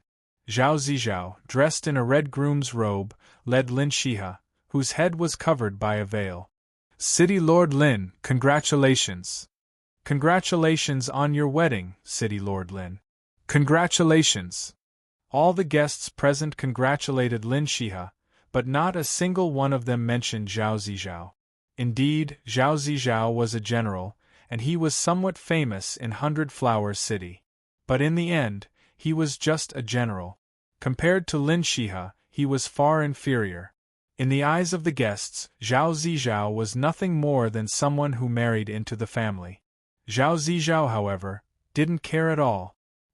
He maintained his polite smile and nodded at the guest. Congratulations on tying the knot, City Lord Lin and General Zhao. My master is currently in seclusion and can't attend. My master is currently in seclusion and is unable to attend, so he asked me to bring my fellow disciples to congratulate you. At that moment, Li Jiai stood and congratulated them. She wore a long, light-colored dress, and her hair casually draped over her shoulders. Her fellow disciples stood by her side, and they all bowed to Zhao Zizhao and Lin Shiha. Chief Disciple Li. Zhao Zizhao cupped his hands in greeting. At that moment there was another commotion among the guests. Emperor Yi, family head Zhua, Yi Zichen and Zhuemo, who'd lagged behind, followed. As the guests bowed, they stood behind Zhao Zizhao and Lin Shiha. Jai. Yi Zichen froze. When it came to Li Jiai, he didn't know what to say. In contrast, when Li Jiai saw him, her expression froze for a moment, then she recovered and smiled. I never would have guessed Emperor Yi would come as well. That's right, Emperor Yi is my groomsman. I'm overwhelmed by the unexpected favor, said Zhao Zizhao with a calm smile.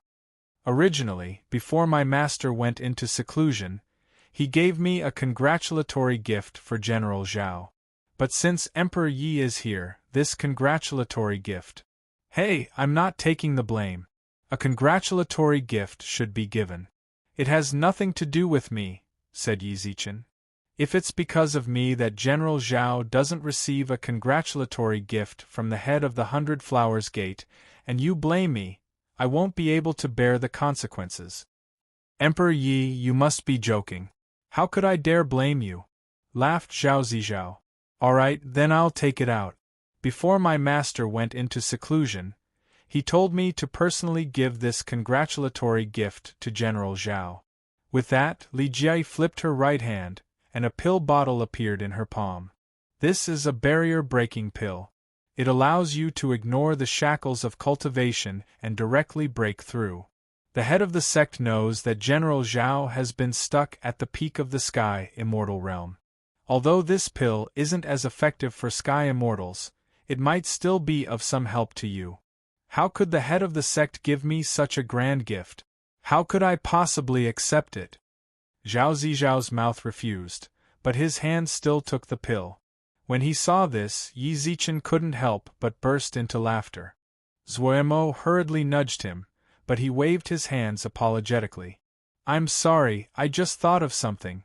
That scene just now was clearly the scene of someone saying they didn't want red envelopes, but then opening their pockets and asking someone to stuff them in.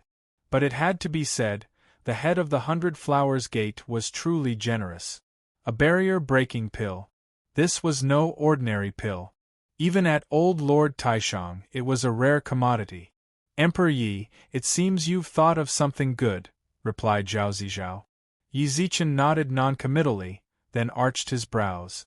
General Zhao, you seem to care a lot about my actions. Just now, when we were preparing to escort the bride, this is clearly your wedding. But this is clearly your wedding. Now that the auspicious time has come, shouldn't General Zhao? There's no rush. At this moment, Zhao Zizhao suddenly laughed. That smile. It was a faint, indescribable color. Not everyone's here yet. With that, someone kicked open the gates of the city lord's manor. Everyone's finally here. Chapter 840. Chapter 840. The arrival of the Black Dragon Bang. Someone kicked open the gates of the city lord's manor with a loud bang. The instant the gates opened, several guards flew in. When they saw this, the wedding guests instantly fell into an uproar. Lin Shiha couldn't help but place her hand on her veil. Judging from her actions, it was clear that she wanted to remove it. However, perhaps because she considered that removing her veil now was somewhat inauspicious, she suppressed her hand in the end. Zizhao, what's going on?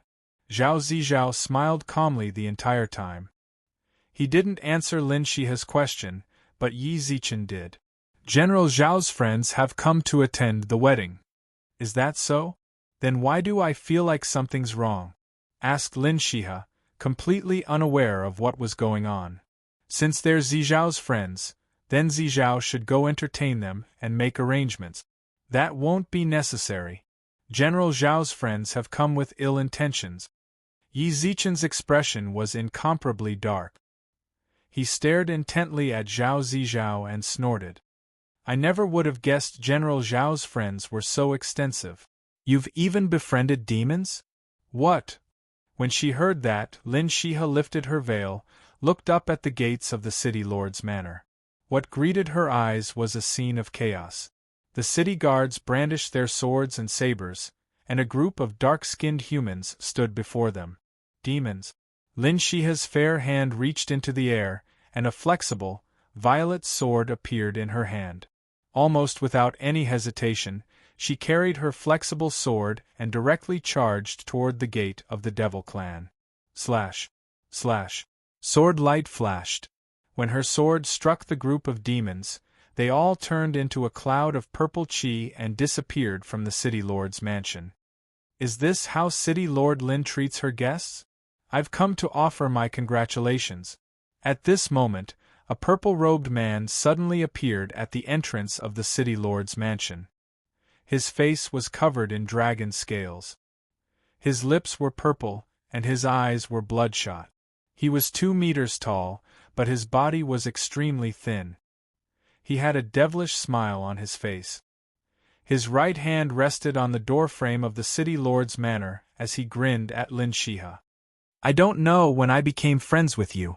Lin Shiha frowned at the man who had appeared at the door. This time, she didn't move rashly. She sensed danger from this man. She could only use words to stall for time and look for a loophole in his defense. Naturally, I don't have any ties with City Lord Lin. However, I do have some ties with City Lord Lin's husband. The man at the door smiled faintly, then raised his brows at Zhao Zizhao. Am I right, General Zhao? Lin Shiha turned her head in astonishment. She looked at Zhao Zizhao in confusion, as if she wanted an explanation. However, she saw Zhao Zizhao walking towards her and pressing down her hand that was holding the flexible sword with a light smile. At the same time, he said to the man at the door, Let's go. You're a little late. I told you to move a few hours ago. At the time, I was at a critical juncture in my breakthrough, so I was delayed a bit, laughed the demon. But now, it seems I didn't delay anything important. If I hadn't been delaying, do you think I wouldn't have? Zhao Zizhao snorted, his expression sinister. The wedding should have been held at noon. However, since he hadn't received any response from the demons, he'd force the wedding to take place at night. Otherwise, the wedding would have been held at noon and the guests would have left. Their plans would have been ruined. Zizhao Yu. As she listened to Zhao Zizhao and the demon's conversation, Lin Xia's eyes brimmed with disbelief. She stared blankly at the scene before her, but Yi Zichen suddenly appeared by her side, pulled her behind him, and snorted. City Lord Lin, do you still not understand? General Zhao has been involved with the demons for a long time. With that, he narrowed his eyes at the man at the door. Black Dragon, long time no see. Yellow Emperor, no, I should call you Emperor Yi now. The man by the door grinned. It's been a while. Emperor Yi, you might not know how much I've missed you. You're right, Yi Zichen said. What are you missing me for? Shouldn't you be missing Guli? Said Yi Zichen mockingly. I heard he stole your base of operations, and now your entire demon race is holed up in some unstable subdimension like stray dogs? Many thanks for your help, Emperor Yi. I'll settle my debt with Guli sooner or later, but this time. Black Dragon smiled. I've come to take over the 3 realms. You? Said Yi Zichen disdainfully. By now, all the guests were on edge. It was actually the devils who had come. After experiencing the invasion of the devil race last time, it could be said that the people in the immortal region had deeply engraved the shadow of the devil race in their hearts. Now that Black Dragon had appeared, they were certain. He was a demon. The peak-level factions of the immortal region had already drawn their weapons and were secretly circulating their spiritual energy. At the same time, they looked around vigilantly. If Black Dragon dared come, he definitely hadn't come alone. That's right. Just me and my hundreds of thousands of Iron Blood warriors. Black Dragon narrowed his eyes and rubbed his fingers. Last time, I really did lose to Emperor Yi, but I absolutely won't suffer the same fate a second time. Is that so? Yi Zichen was flabbergasted. His attitude was clearly mocking Black Dragon. Zhou Mo stood in the back, her heart in her throat. The demons really had come. Meanwhile, Yi Zichen was still in a standoff with the demons. Although it seemed like they were just exchanging words, everyone knew that the demons and the 3 realms would forever stand on opposite sides. Fighting was only a matter of time. Emperor Yi, you don't seem to believe me, said Black Dragon with narrowed eyes. Your Excellency, do you have any tricks up your sleeve? Would you mind letting me see them for myself? With that, Yi Zichen's aura locked onto Black Dragon. However, Black Dragon merely smiled calmly in response to this. Since Emperor Yi wants to see them for yourself, there's no harm in letting you see them. As his voice faded, Hei Long raised his hand and gently patted it. At the same time, he spoke with a faint smile. Take them all under control. In an instant, the demon race's warriors suddenly appeared behind the guests. At this moment, all of them held sharp blades in their hands and placed them on the guests' necks. So long as they wanted it, they could. Chapter 841. The tables turned when the cold blade was placed on the neck of the guests. More than half of the guests in the hall gave up resisting. Kindness did not command soldiers, and righteousness did not amass wealth. Most of the people who gave up were merchants. Most of them didn't have much of a noble heart. In their eyes, their lives were more important than righteousness. It was certain that if someone dared to admit defeat, most of the merchants would follow suit. Jiai. When she saw that Li Jiai had also been restrained by the demon's blade, Lin Xia immediately wanted to help. Although they'd never interacted with each other in the modern realm, ever since they'd arrived in the immortal region, one of them was the City Lord's younger sister. And the other was the head disciple of 100 Flowers City. Since they were both from the modern realm, they naturally had a good relationship with each other. However, before she could take a few steps, a sword was placed horizontally in front of her neck. Zhao Ziming! Lin Xia almost shouted. At this moment, Zhao Ziming had a feminine smile on his face. He held a long sword in his right hand and held it horizontally across his neck. Xia, I definitely can't bring myself to do anything to you. Just stand here obediently. I can guarantee that no one will hurt you.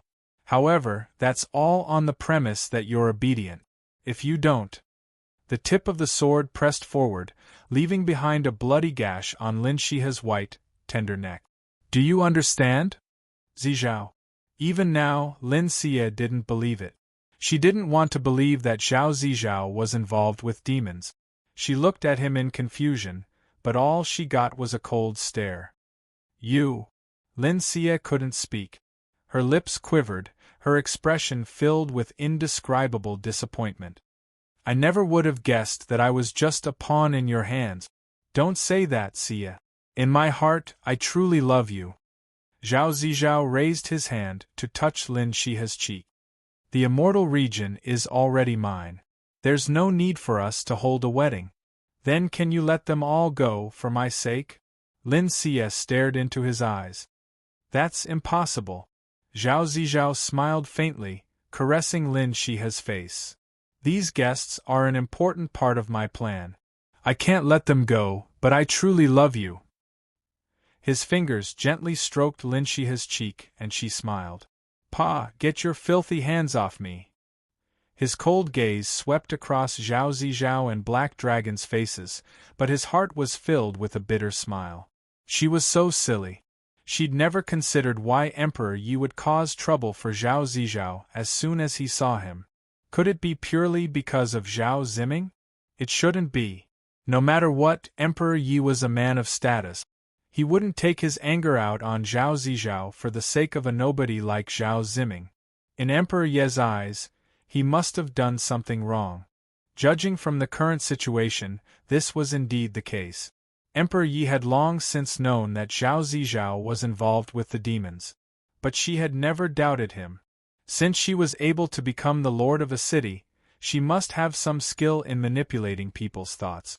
But, City Lord Lin, you're truly heartless.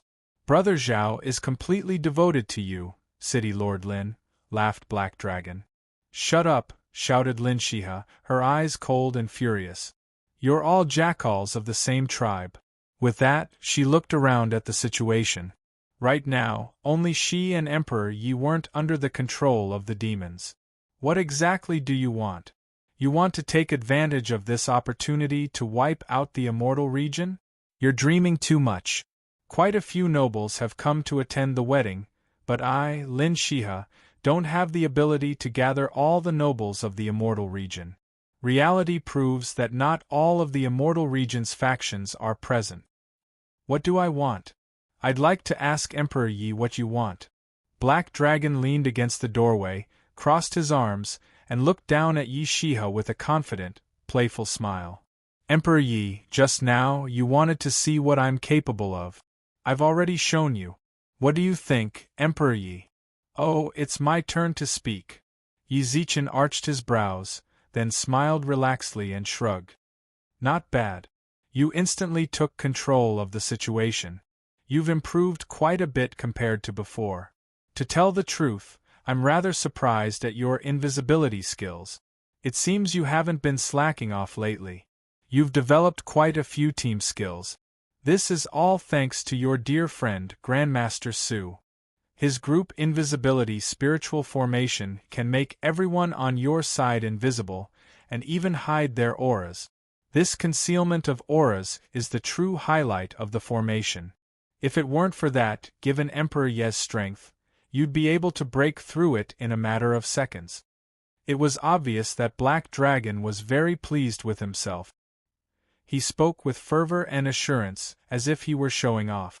A hint of playfulness crept into his expression. Earlier, he'd fled from the immortal region, but half of it was because of Yi Zichen's interference. If he could see Yi Zichen in defeat now, Black Dragon would be delighted. You're quite self-aware, said Yi Zichen, not at all modest. Rather, he approved of Black Dragon's flattery.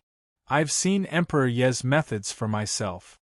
Black Dragon smiled calmly, then looked indifferently at the restrained guests. Then his gaze landed on Yi Zichen, only to discover that from start to finish, Yi Zichen's expression hadn't changed in the slightest. It was very relaxed and a little cynical. Emperor Yi, you don't seem worried at all. Could it be that you're planning on using the 3 realms against me? I do have some information. The 3 realms are currently defenseless, and the higher-ups have all gone to attend some sort of conference. You even know that? Yi Zichen raised his eyebrows with a smile. Only by knowing yourself and your enemy can you emerge victorious. Emperor Yi, you and the three realms have left me with such beautiful memories. How could I not be cautious this time? Black Dragon smiled modestly. It's good to be cautious. Yi Zichen confirmed Black Dragon's words, then said, That's right. You don't seem particularly cautious. Black Dragon had already noticed something from Yi Zichen's words. Before long, he saw Yi Zichen raise his hand. Yi Zichen snapped his fingers. When he saw this, Black Dragon instinctively tensed up. Then he saw. The bodies of all the guests who came to attend the wedding became distorted. The devil soldiers behind them all looked at this scene in a daze until the guests disappeared one by one. Chapter 842. The crowd reacted. Whoosh, whoosh, whoosh, whoosh, whoosh. The guests twisted and disappeared from the manor. In the blink of an eye, only the chief disciple of the 100 Flowers Gate, Li Jiai and Lin Xie remained. Zhao Ziming had pressed his sword against her neck. The crowd was astonished. After a while, Black Dragon stood up, clapped his hands and laughed. Emperor Yi, nice move. You flatter me, you flatter me. Yi Zichen smiled modestly, but Zhao Zizhao's expression was dark as he roared at Lin Xie. You're playing me. His chest heaved. It was clear that he was truly furious. He'd planned for this day for half a year. Everything was going according to his plan, and he was just about to take the next step. General Zhao, don't be so irritable. This isn't a competition of whose voice is louder. Yi Zichen smiled calmly. City Lord Lin has no idea. You can tell just by looking at her expression. Don't blame others for your own failures, okay? You. Bang. Just as Zhao Zizhao was about to attack, Yi Zichen reached out and patted him on the shoulder, then stomped him into the ground. Instant kill. Absolutely instant kill. All of this happened in the time it takes a spark to fly off a flint. No one saw Yi Zichen's movements clearly. When they came to their senses, they discovered that Yi Zichen had already stomped Zhao Zizhao beneath his feet. He couldn't move. You want to fight me? It seems you chose the wrong opponent. Yi Zichen's eyes flashed with untamed light. He gently pressed his foot against Zhao Zizhao's back and smiled at Black Dragon. The chess piece you left behind has a bad temper. You'll have to teach him a lesson. Bang. Yi Zichen sent Zhao Zizhao flying into the city lord's manor's walls. The enormous impact caused them to collapse. Emperor Yi is right. Black Dragon didn't know why, but he could no longer maintain his previous indifference. Just now, when Yi Zichen fought Zhao Zizhao, even he hadn't seen it clearly. Of course, he didn't think Yi Zichen was stronger than him. His strength came from hundreds of thousands of demon clansmen. He'd sacrificed their blood to gain it. If even that didn't work, then what was there to talk about? He didn't think that Yi Zichen was stronger than him, but he couldn't continue to be arrogant. Emperor Yi, compared to you, I'm indeed a step behind. However, I've always had a question in my heart. You want to know where they went, right? Yi Zichen smiled. In a place you'll never be able to find. Yin Shang, why don't you take a break? Su Zhu looked worriedly at Yin Shang, who was standing beside her and staring intently at the spiritual formation in front of him.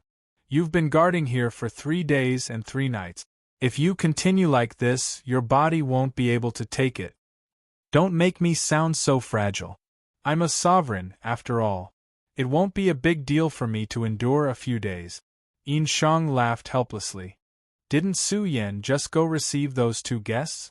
If nothing unexpected happens, it shouldn't be long before we carry out Emperor Ye's orders. But you're still injured. A small injury like this is nothing. Emperor Ye's instructions are the most important. With that, Yin Shang once again focused his attention on the spiritual formation in front of him, not the slightest bit out of place. Yi Zichen had instructed him to set it up 3 days ago. Its purpose was simple. Spatial transfer. Another quarter of an hour passed by. Buzz. The formation suddenly flared with light. Fatty Een, who'd been paying close attention this entire time, tossed the 8 formation origin chart into the air. Open. Whoosh whoosh whoosh. One figure after another emerged from the formation. When they appeared on the 9-tailed fox clan's back mountain, they looked around in bewilderment. These people were none other than the guests attending Lin Shiha's wedding. Where are we?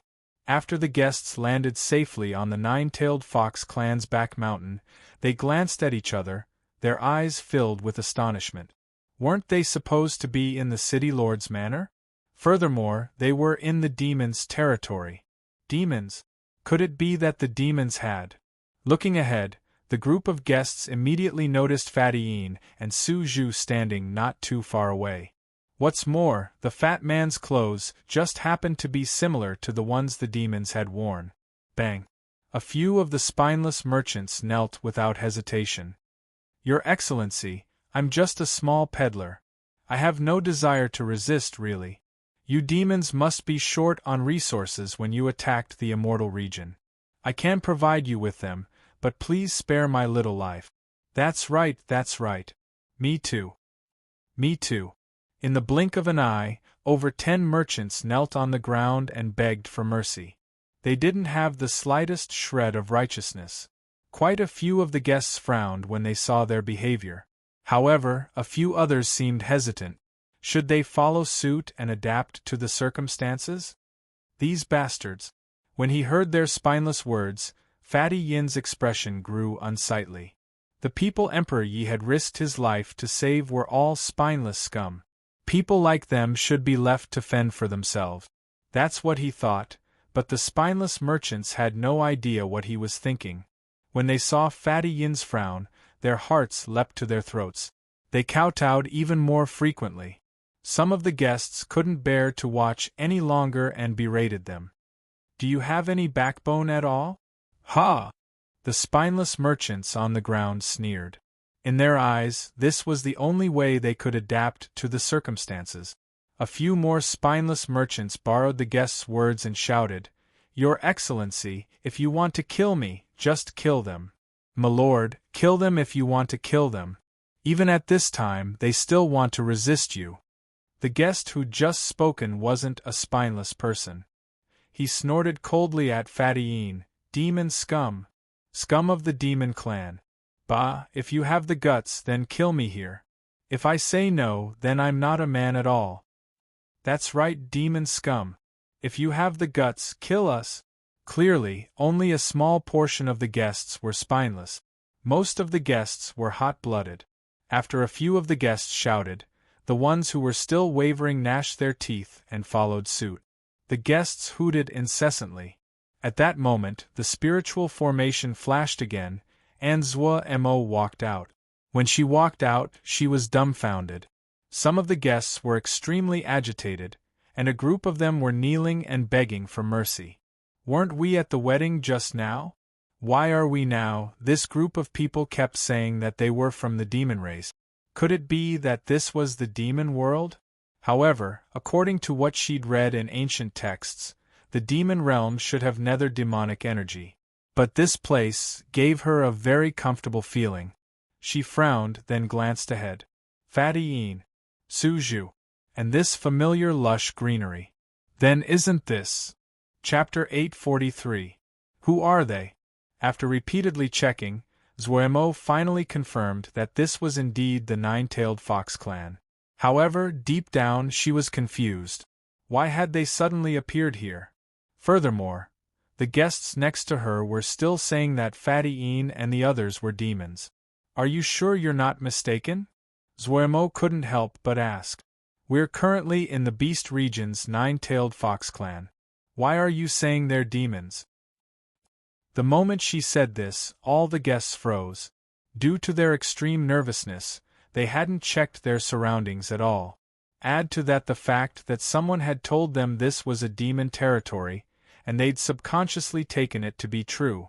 The guests began to examine their surroundings. Some of the merchants and cultivators who'd come to the Beast region in the past took a closer look. This really is the nine-tailed fox clan. It really is. The guests fought over each other to speak. The merchants who'd been kneeling at the very beginning looked around. The nine-tailed fox clan. The people kneeling on the ground glanced at each other. They could all see the shame in each other's eyes. In the face of extreme fear, they'd revealed their true ugliness to everyone else. It was impossible to imagine whether their merchant associations would be able to survive in the future. One must know that those who could appear here were all people with status in the immortal realms. If this group of people bore a grudge against them, their future days would definitely not be good. Bang! Just as they were thinking about their future path, some of the more impatient people had already kicked them. "You're really going all out just to survive." A mocking laugh appeared behind them, and at this moment someone shouted, "Beat them up!" The guests immediately swarmed forward, punching and kicking the group of businessmen who were kneeling on the ground begging for mercy. Of course, there were a few arrogant people who didn't go up, but it was clear from their eyes that they truly bore a grudge against the merchants. Zhuemo, who'd never experienced the whole thing, was stunned. But after a bit of thought, she could guess what was going on. She snorted disdainfully at people who'd give up everything for the sake of their own lives, but this wasn't the time to bicker with them. "All right, stop fighting." She wanted to stop them, but her voice was drowned out by the shouts of the guests. "All of you, stop." Fatty Yin's shout, which was infused with spiritual energy, shocked the chaotic scene. After losing their virginity for a brief moment, the guests all stopped fighting. However, before they stopped, they couldn't help but give the merchants a few kicks. All of this lasted for less than half a minute, but the merchants were still in a terrible state. The ground was littered with broken teeth of unknown people, and their mouths kept spitting out blood. His face was black and blue, and the clothes he wore for the wedding were torn to pieces like a beggar's clothes. Fatty Yin didn't even look at them as he walked past them. The reason why he stopped them was simply because he didn't want the situation to be too chaotic. "Fatty, you should know why we all ran to the nine-tailed fox clan, right?" Zhuemo recognized Fatty Yin and Su Zhu. Since the situation was rather special, she didn't beat around the bush and went straight to the point. Emperor Ye's arrangement. Fatty Yin was well aware that the woman in front of him seemed to have some sort of relationship with Emperor Yi, so he spoke to her more politely. 3 days ago, Emperor Yi set up a transportation spiritual formation in 100 Flowers City's City Lord's Manor. The only reason you're here is because Emperor Yi activated the formation. So it's him, Zhuemo nodded thoughtfully. No wonder he'd always looked so fearless. It turned out he'd made arrangements long ago. What a waste of her worrying. That guy. When she saw him, she'd definitely teach him a lesson. Fatty Yin didn't hide his words from the others, so the surrounding guests heard the news as well. Emperor Yi saved us. The guests burst into an uproar, then began to shower him with thanks and praise. Fatty Yin looked at them coldly. It wasn't that he was arrogant, but rather that, after inheriting the position of Minister of the Left, he viewed himself as the Emperor's Prime Minister. In his eyes, these people were nothing more than ignorant commoners. It didn't matter how high their positions in the immortal region were, as long as they hadn't inherited a star. They were all commoners. "Alright, you guys can stop sucking up to me. Emperor Yi is benevolent and benevolent. He treats everyone equally, but I'm not. Emperor Yi risked his life to save you, but among you..." Fatty Yin's icy gaze swept over the merchants, then he snorted coldly. "Humph." His cold snort almost scared the crap out of them. The surrounding guests, under Fatty Yin's silent command, glared at the merchants. There was no lack of hot-blooded people here. The merchants' actions just now had crossed their bottom line. If Fatty Yin hadn't stopped them, they would have already reported to the underworld. "Then what should we do about Emperor Yi?" asked one of the guests. "When we arrived, we all had a demon standing behind us. Now that Emperor Yi sent us all here, isn't he in grave danger?" "That's right," said Zhuemo with a frown. "Zichen's in grave danger. There's no need to worry about that.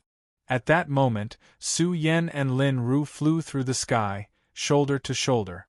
Lin Xie and Li Jiai were by their side. Xie, you're here too. I was looking for you just now. But, why are you? And Chief Disciple Li, why didn't you? Didn't you teleport over from the wedding? As soon as the women landed, Suamo's eyes brimmed with delight. But then, she looked suspiciously at the teleportation formation behind her.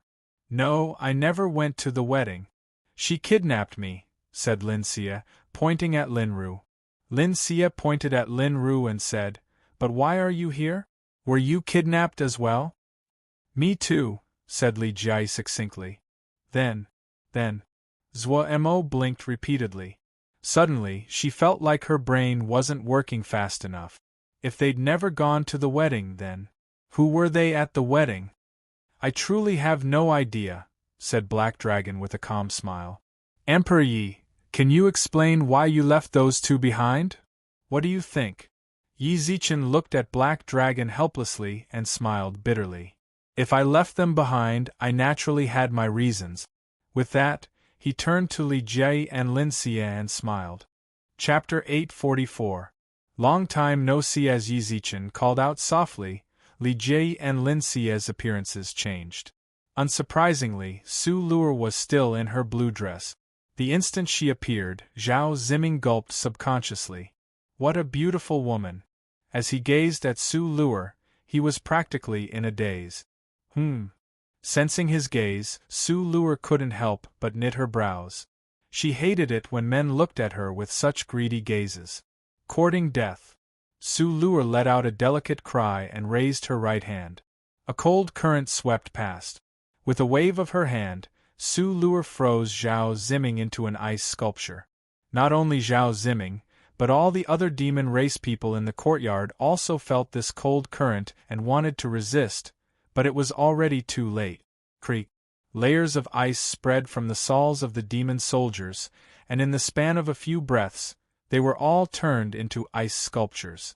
Empress Su Lu Er's ice-type spiritual energy can be said to be the best in the three realms. Previously, I'd even suspected that the Ice Empress of the Elk clan could rival her. Now that I've seen you today, it seems that I've been taking things for granted. The Ice Emperor's attainments in the ice element have reached the pinnacle, and it's not a false rumor.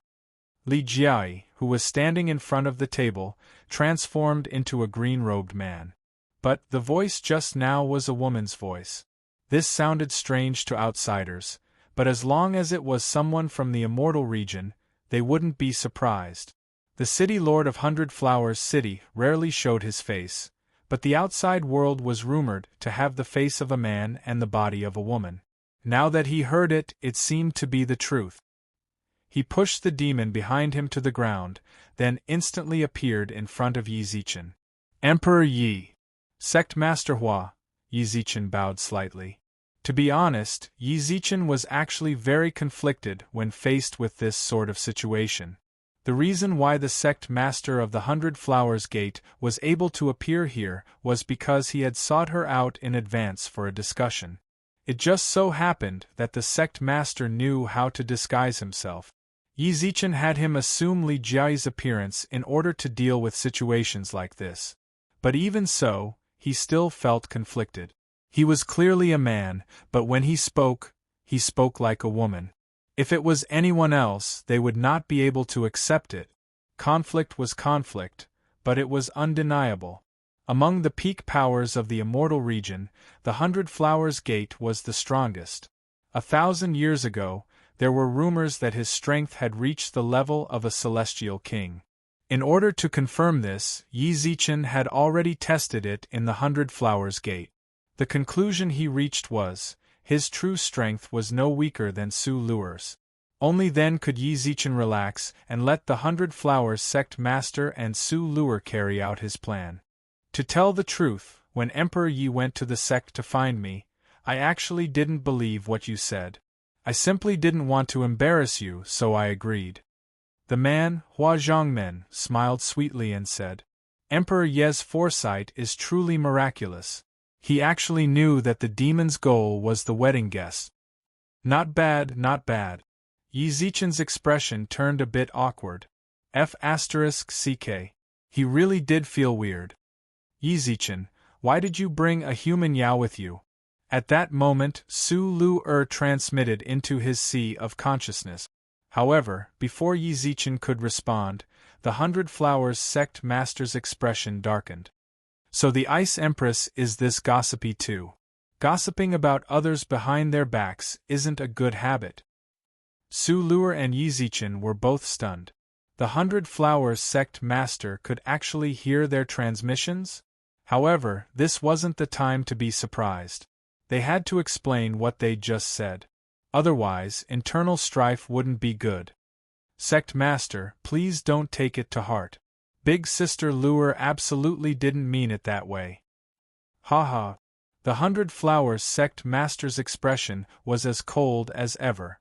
In the face of his cold laughter, Su Luer's expression darkened. What do you mean by that? What? The Ice Empress is gossiping about me behind my back. Don't I even have the right to laugh? You're really annoying me like this. Is that so? But I really like it. Is that so? Boom. Instantly, Su Luer's spiritual power exploded outward. 9 snow-white tails sprouted from her back, waving behind her. Trying to scare me? The 100 Flowers sect master smiled calmly, then unleashed his own spiritual power. 2 streams of spiritual power collided violently. Su Luer narrowed her eyes, then without the slightest hesitation. 3 feet of frost. Remnant flowers. She unleashed a spiritual technique. White snowflakes mixed with flower petals fell from the sky. Su Luer and the 100 Flowers sect master glared at each other coldly. Black Dragon stood by the door, enjoying the show, but then he suddenly noticed. Yi Zichen had disappeared. Fiery sword.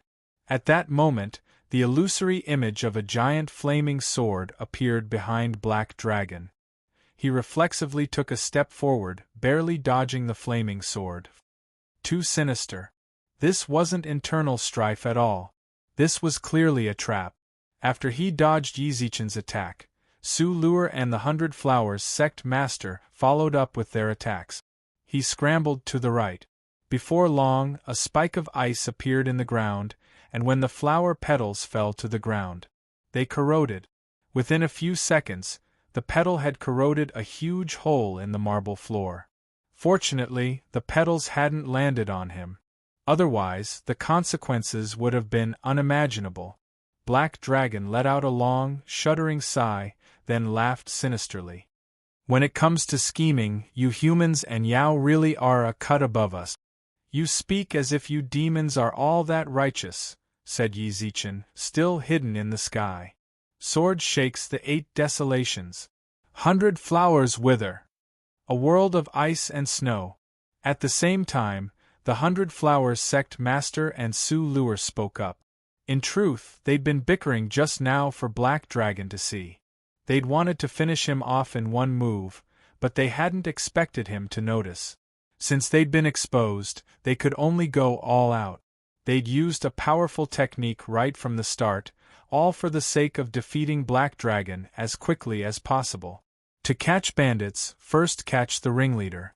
So long as they could deal with Black Dragon here, dealing with the other demons would be much easier in the future. I'd like to see what you can do to me. The battered and exhausted Black Dragon's expression darkened. Not long after, a bloody aura began to emanate from behind him, and the scales on his body began to crawl towards their missing spots. Alright, now's not the time to use your trump cards. At that moment, an ancient voice suddenly appeared by Black Dragon's side. Before long, a defensive formation appeared in front of him, absorbing all of Yi Zichen and the others' attacks. Brother Su. When he saw the old man, Black Dragon's face lit up with delight. Nodding his head, the old man raised his head and smiled at the sky. Chapter 845. Leave. When Yi Zichen heard that, he couldn't help but tremble. Then, he tidied up the emotions on his face, turned around, and looked straight at the old man in front of him with a calm gaze. You've come. That's right, said Su Yun with a smile and a nod. It's been so long, but you haven't changed much. You, on the other hand, have changed quite a bit, said Yi Zichen. That's true. Su Yun looked down at his withered palms, his expression somewhat desolate. He took a deep breath, then shrugged. There's nothing I can do about it. When you want something, you have to learn to give it up. The 100 Flowers sect master and Su Lu'er stared intently at Su Yun. They'd never seen this person before, yet he'd relied solely on his own strength to easily neutralize their attacks. There was absolutely no one else in the entire 3 realms who could do this. Furthermore, he stood on Black Dragon's side, yet he and Yi Zichen knew each other. Emperor Yi, aren't you going to introduce us to this expert? Who exactly is he? Asked the 100 Flowers sect master with a calm smile. Yi Zichen hesitated for a moment, then pursed his lips into a smile. He's Su Yun. He was once my good brother in the modern realm. However, everyone has their own ambitions. Right now, he stands on the demon's side. He's a formation grandmaster. In response to this introduction, Su Yun simply smiled and nodded at Su Lu'er and the 100 Flowers sect master. 100 Flowers sect master, Ice Empress. I've long since heard of you. I'm the current commander-in-chief of the demon army, but that's just a title. All I want to do is study spiritual formations. I don't have much desire for power. So he's a formation grandmaster. No wonder he could set up formations so quickly, and even neutralize my and the Ice Empress combined attack. The 100 Flowers sect master smiled and nodded. It's just a bit of a pity. A genius like him has to ally himself with the demons. What a pity, what a pity. Shameless. Su Lu'er mercilessly berated him. From her point of view, the devil race was like a street rat that everyone wanted to beat up. Judging from Su Yun's expression just now, he seemed proud of being a demon. He even had the cheek to say that the demon race was the commander-in-chief of the army. Shameless. When his gaze fell upon Su Lu'er, Su Yun's expression froze involuntarily. Then, he calmed himself down and smiled. Ice Empress, there is no need to talk to me like that. Zichen also said that everyone has their own ambitions. Everyone has a choice in the future, and I am more optimistic about the future of the demon race. Of course, we all have our own masters, so it's understandable for you to say that. Oh right, I almost forgot, Su Yan is with you right now, right? Su Lu'er frowned. Please don't take it to heart. Back in the modern realm, Su Yan and I were like siblings. We haven't seen each other since we left the modern world, and I miss her a lot. I just want to ask how she's been. Yan is your sister. Su Lu'er frowned, then snorted. Then I really feel like it's not worth it for Lil Yan. The older brother she's always talking about in the modern realm is actually you. Did she mention me? Asked Su Yun. He ignored her. Su Yun could tell that Su Lu'er wasn't particularly fond of him. Since that was the case, he didn't bother sticking close to her. Instead, he smiled at Yi Zichen and the others. It seems like me staying here is quite annoying. Actually, I'm here to save the Black Dragon. No matter what, he's the demon race's king. I can't let him die here. Brother Su, you're retreating? Why are you retreating? This situation. Before Black Dragon could finish his sentence, Su Yun roared, I told you to listen to my every order. Back in the clan, I told you to listen to my arrangements, but you were greedy and rash. If I hadn't arrived in time, do you think you would still be alive? Yi Zichen broke through Zhao Zizhao's technique. Are you still trying to tell me that the situation is in our favor? But Black Dragon wanted to argue, but when he saw Su Yun's unfriendly expression, he forcefully swallowed his words. Indeed, he was the demon race's king. But after personally witnessing Su Yun's methods, he truly didn't dare disobey him. My apologies, I've caused you trouble. Given the current situation, the Zhao brothers won't be able to survive on your side, so I'll have to bring them back to the demon race. Also, the Ice Empress has frozen the demon warriors. I can't abandon them either. As soon as he finished speaking, the ice surrounding the demons she'd sealed in ice began to melt. Su Luer frowned. She'd frozen people for so long, but no one had ever been able to melt her ice. Ice Empress, don't waste your spiritual energy. So long as I want to, there's no way you'll be able to freeze them. Up ahead, Suiyun smiled. Then I'll just freeze you. He formed a hand seal, and a snowflake descended from the sky. The snowflakes landed on everyone's heads, but when they were about half a meter away from Suiyun, they vanished into thin air. Your mastery of the ice arts is indeed at the peak of perfection, but I, Suiyun, am untalented. I once studied a few ice arts such as the one you often use. 3 feet of ice. Crack. A layer of ice suddenly appeared beneath Su Luer's feet, then rapidly spread upward. You. Before she could finish her sentence, Su Luer was frozen into an ice sculpture. The crowd was astonished. He'd used ice arts to seal Su Luer. If they hadn't seen it with their own eyes, they would have never believed it. Suiyun, hurry up and release Big Sister Luer. Yi Zichen roared, his eyes bloodshot. In response, Suiyun simply smiled calmly. Don't be so nervous. I already told you, I have no intention of harming you. The Ice Empress has been obstructing me this entire time, which makes me feel like I'm in trouble. I have no choice but to seal her for a while. After a while, she'll be released on her own. As he spoke, the devil race people who had been released from the ice gradually disappeared from the courtyard. Yi Zichen stared intently at Suiyun, then gnashed his teeth and reached behind him.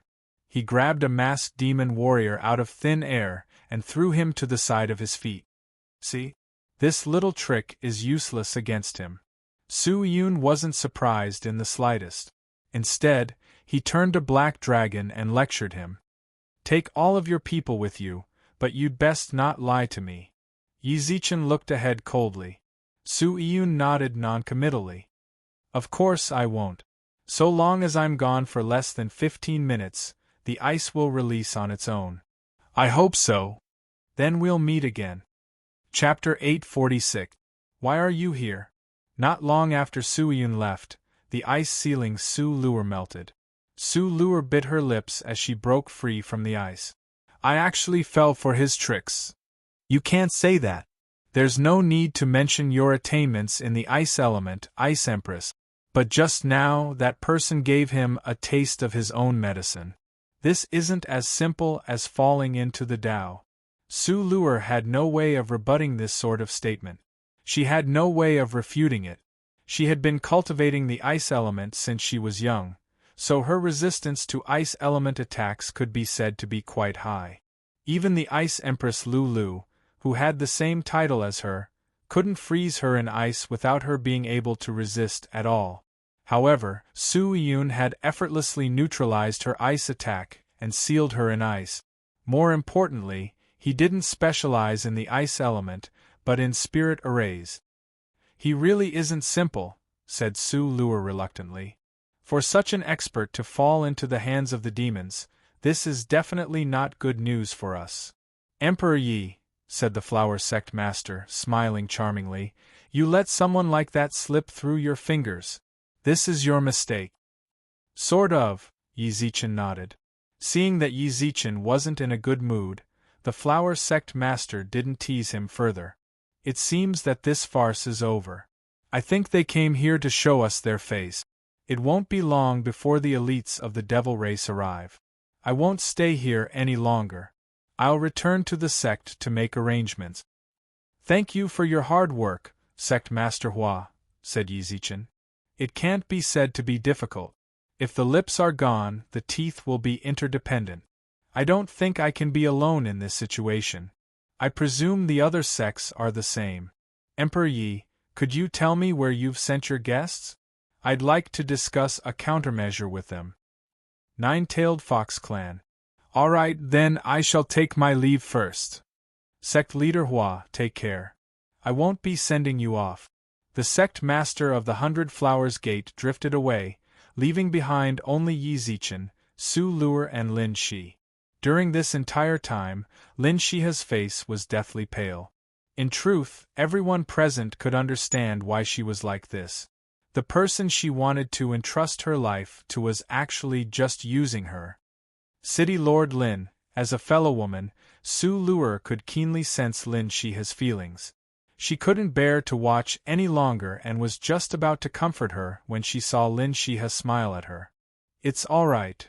She forced a smile, but it was also telling Su Luer to preserve her last bit of dignity. No matter what, she was still the lord of a city.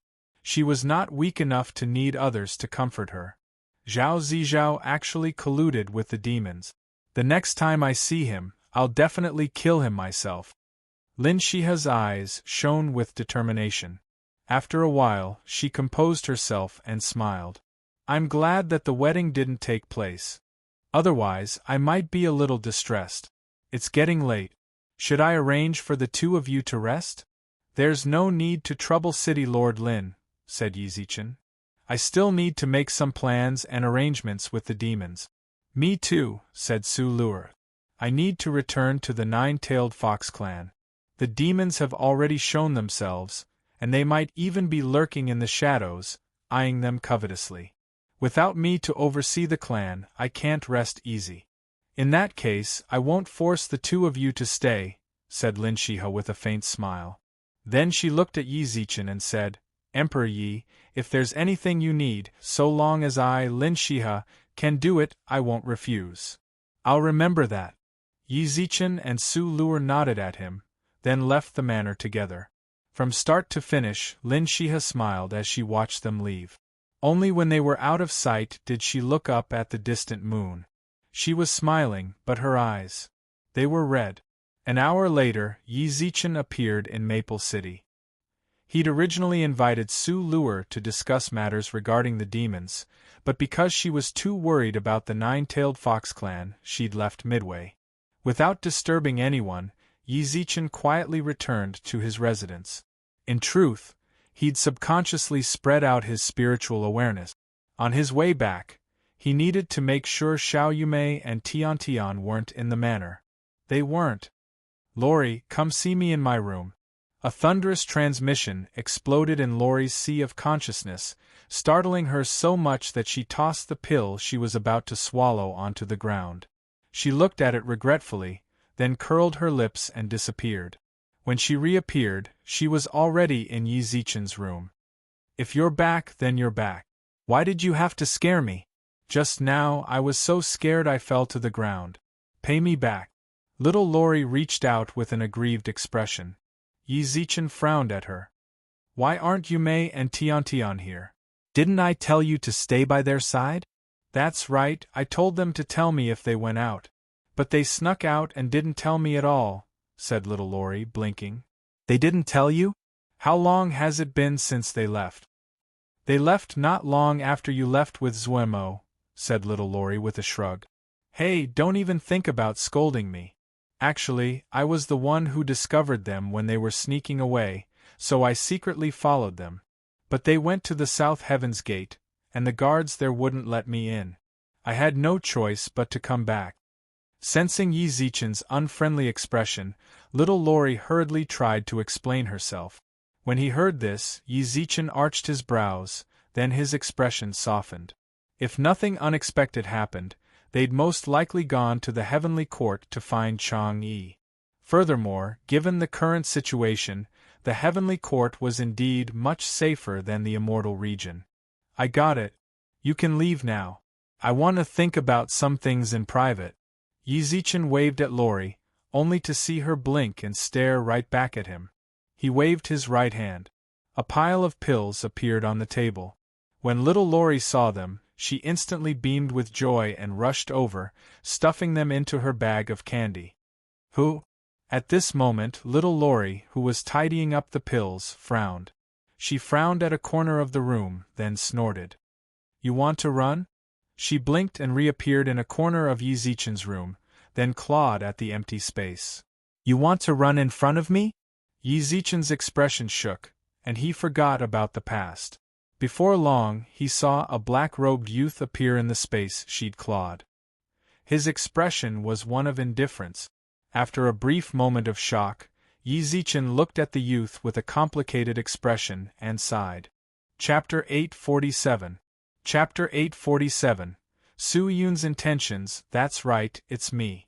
Little Lori blinked, then turned to Yi Zichen and asked, "What's wrong with you? Do you know each other?" After leaving the valley and following Yi Zichen for so long, Lori was no longer the blank slate she'd once been. Although she was still pure and innocent, she could glean a few things from their conversation. For example, Yi Zichen and this guy seemed to know each other. "We do. Let him go." Yi Zichen nodded. Lori giggled and apologized to the youth, then retreated to the side. "Lori, you can leave. I want to talk to him alone." "All right." Lori nodded obediently and left. As she left, she smiled apologetically at the youth. She closed the door behind her. The atmosphere in the room was momentarily silent. After a while, Yi Zichen looked away from the youth and pointed at the opposite side of the table. "Sit." The youth didn't refuse. He smiled calmly and sat down. "Why are you here?" As soon as the youth sat down, Yi Zichen spoke with faint hostility. "Aren't you supposed to be an old man? How come you've suddenly become so young? Are you surprised? Isn't it easy for cultivators to change their appearance? I came to see you this time, so of course I wanted to look at you the way I used to. Wouldn't that make me seem more friendly?" In response to Yi Zichen's hostility, the youth smiled calmly, then picked up the kettle and poured himself a cup of water. "Hey, I really didn't expect you to become the Immortal Region's Emperor Yi. If I'm not mistaken, that girl just now was actually a Medicine King, right? Medicine Kings are incredibly difficult to obtain. I never would have guessed you'd be so lucky. What exactly are you doing here?" Yi Zichen furrowed his brows. The youth didn't answer. Instead, he kept on talking about other things. "Zichen, don't you think this is? Back in the modern realm, we probably never dreamed we'd experience all this. What we've experienced seems like something you'd only see in novels. I never would have guessed. What exactly are you doing here?" Yi Zichen's expression was unfriendly. "How long has it been since we last had a face-to-face conversation? When we were in school." Bang! Yi Zichen suddenly slammed the table and looked at the young man with hatred in his eyes. "Don't talk to me about school. The moment you chose to go to the demons, Su-Yun, our brotherhood was severed. What are you doing here?" Silence. For a full 15 minutes, neither of them spoke. They just stared at each other. Yi Zichen's eyes were filled with fire. Su-Yun, on the other hand, was as unfathomable as water. "You're still so impatient." After a long silence, Su-Yun placed the cup of water on the table and sighed. "You were always like this in school, no matter what I said. Don't mention the past to me. What exactly did you come here for? I didn't do anything to you back in the City Lord's manor, and that's already out of consideration for our past friendship. Didn't you bring Black Dragon and the others back to the demon realm? Why have you appeared in Maple City and in front of me?" To tell the truth, this was a strange feeling. In truth, Yi Zichen still harbored some lingering feelings for Su-Yun. More than once, he'd thought about asking Su-Yun why he'd gone to the demons the next time he had a chance to meet him alone. But now, his chance had finally come. Su-Yun was right in front of him, and it was just the two of them. Yi Zichen had a stomach full of questions, but he couldn't get them out. All he could say was extremely distant words. Sitting across from him, Su-Yun bit his lip, raised his eyebrows, and then chuckled. "We finally get to meet. Do you really have to do this?" "Of course I don't." That's what Yi Zichen thought, but what he said was, "I'm Emperor Yi of the Immortal Region. You're a commander-in-chief of the demons and a formation grandmaster. Everything I do is to eradicate the demons and protect the territory of the three realms. Everything you do is to help the demons eradicate us and take over the three realms' territory. Based on this premise, do you still want me to waste my breath talking to you about the innocent past? Why not? We were so close before, Suiyun retorted. Enough. After enduring for a while, Yi Zichen couldn't bear it any longer. The past is the past, but now you and I are no longer the same. Those who walk different paths cannot make plans together. Now that I'm allowing you to sit here, it's already out of consideration for the little friendship left in the past. Just tell me your purpose for coming here and leave after you're done. I'll pretend that I never saw you. The hand on his thigh trembled slightly, and the muscles on his face twitched slightly. Suiyun did his best to control his emotions. Then, he composed himself and said, You're right. Since you don't want to talk, then let's not talk. That's for the best, said Yi Zichen as he looked ahead. Tell me, why did you come here? I didn't even notice that you were hiding in this room just now. Could it be that you were sent by the Black Dragon to assassinate me? Him. A hint of disdain flashed through Suiyun's eyes. He doesn't have the right to order me around. That's true. Back in the City Lord's manor, you didn't care about his face at all and yelled at him. It seems you're doing quite well among the demons, laughed Yi Zichen mockingly, then clapped his hands. I have to say you're quite skilled. Suiyun merely smiled without saying anything. Yi Zichen spoke up once more. Yi Zichen continued, But you still haven't told me why you're here. My purpose is simple. I made it clear just now. My main reason for coming here is that we haven't seen each other in a long time. I wanted to chat with you, but you seemed rather resistant. Suiyun shrugged helplessly. I also said that we're on opposing side. There's nothing to talk about.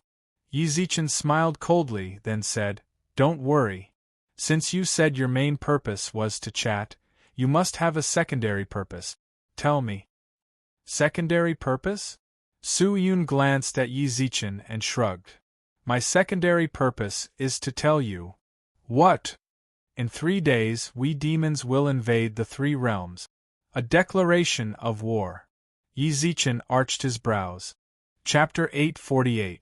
A master of the laws who can't get involved. Bang. When he heard the sound of the door closing, the dark room returned to silence. Yi Zichen sat in the same chair as before, leaning against the door. He stared at the spot Suiyun had occupied. After a long while, a soft sigh echoed through the room. You regret it, don't you? He seemed to be muttering to himself, but at the same time, he didn't. He reached out and brushed his hand over Suiyun's cup. By the time his hand left it, the cup had already disappeared from the table. The chair he'd occupied was gone too. After that, a curtain appeared in front of him. Since you've said it then, let's meet on the battlefield. As soon as he finished speaking, mountains and rivers began to appear on the curtain, and what was reflected on it was the entire blueprint of the immortal region. Maple City, in the outer reaches of the immortal region. After much deliberation, Yi Zichen deduced that if the demons invaded, this would be the place they'd face them most directly.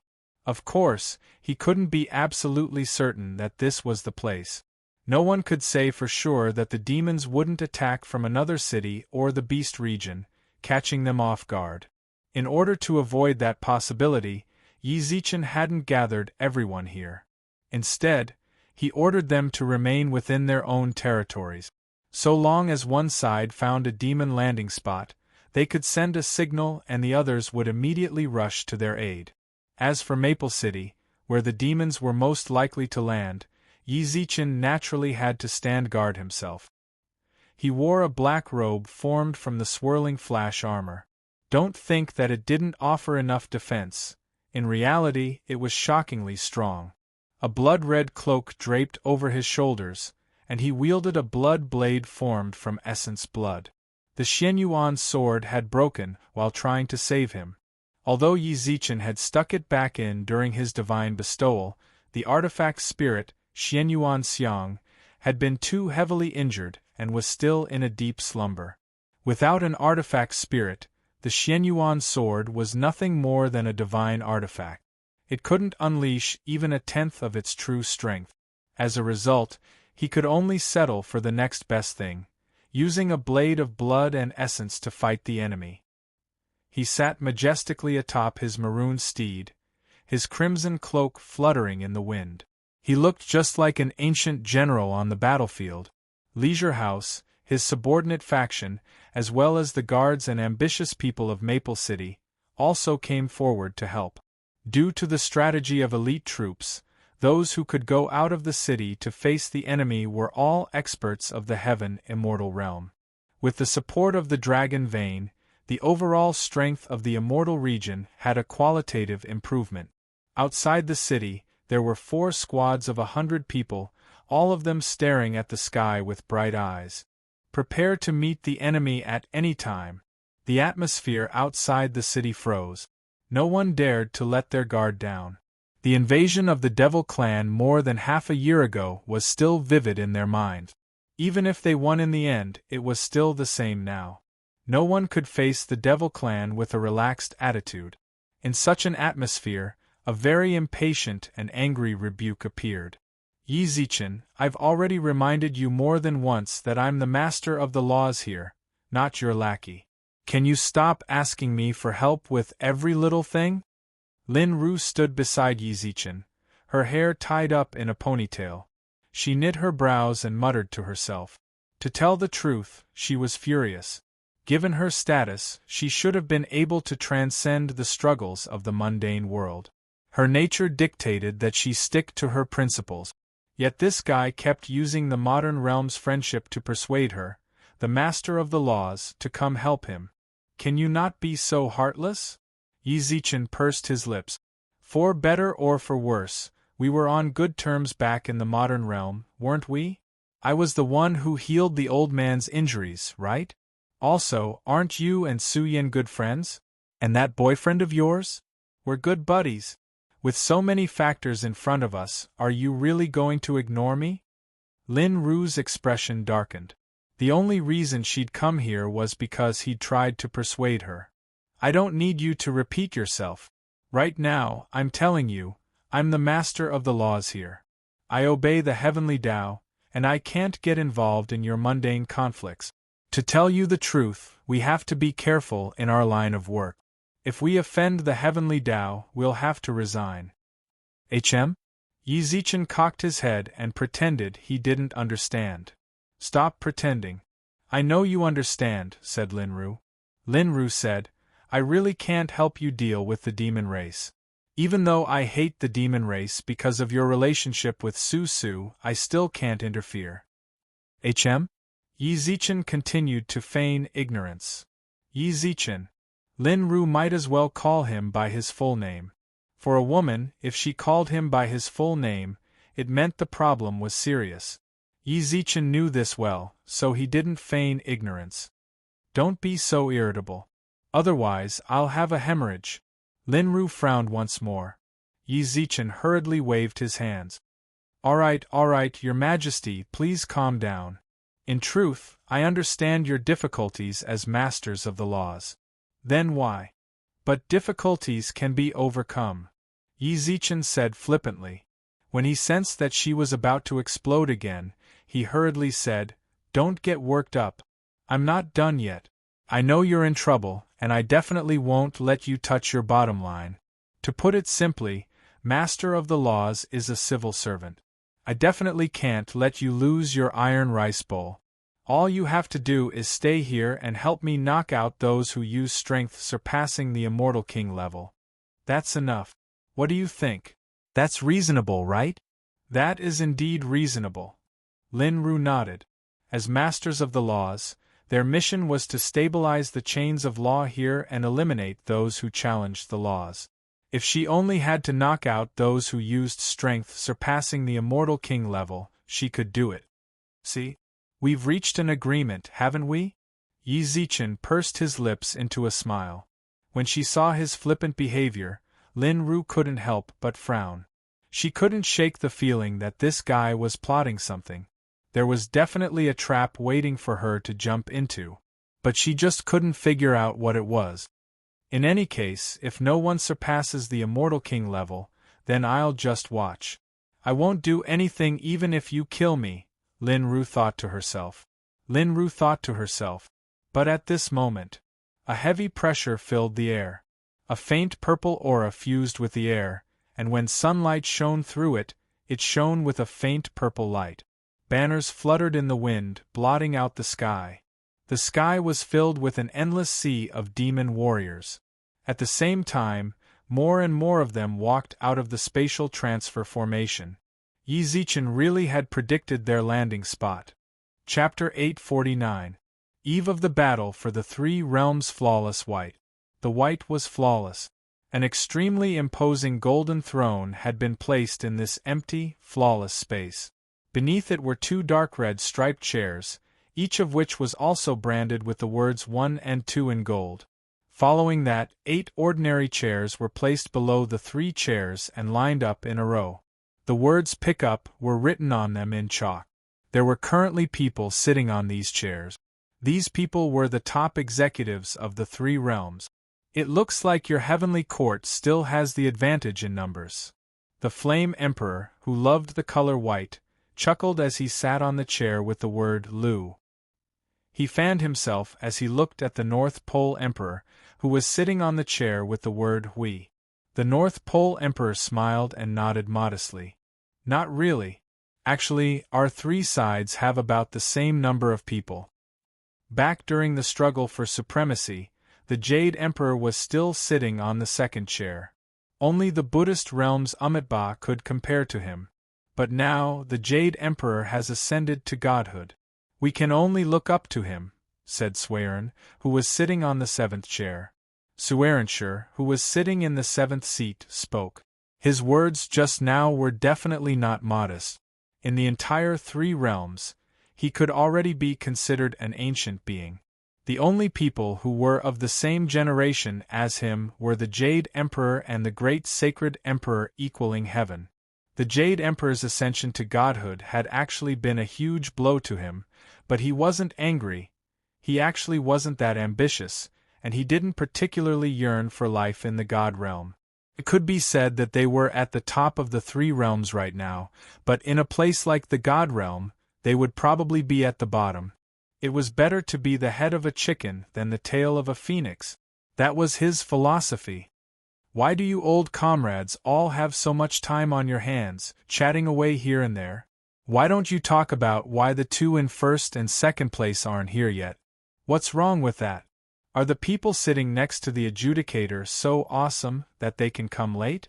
At this moment, a very untimely remark popped up. Everyone looked over and saw Yang Jian sitting on the last chair with his legs crossed. He squinted his eyes and cursed like a rascal. Yang Jian. Emperor Ziwei frowned. Weren't they trying to smear the heavenly court's name by saying something like that in a place like this?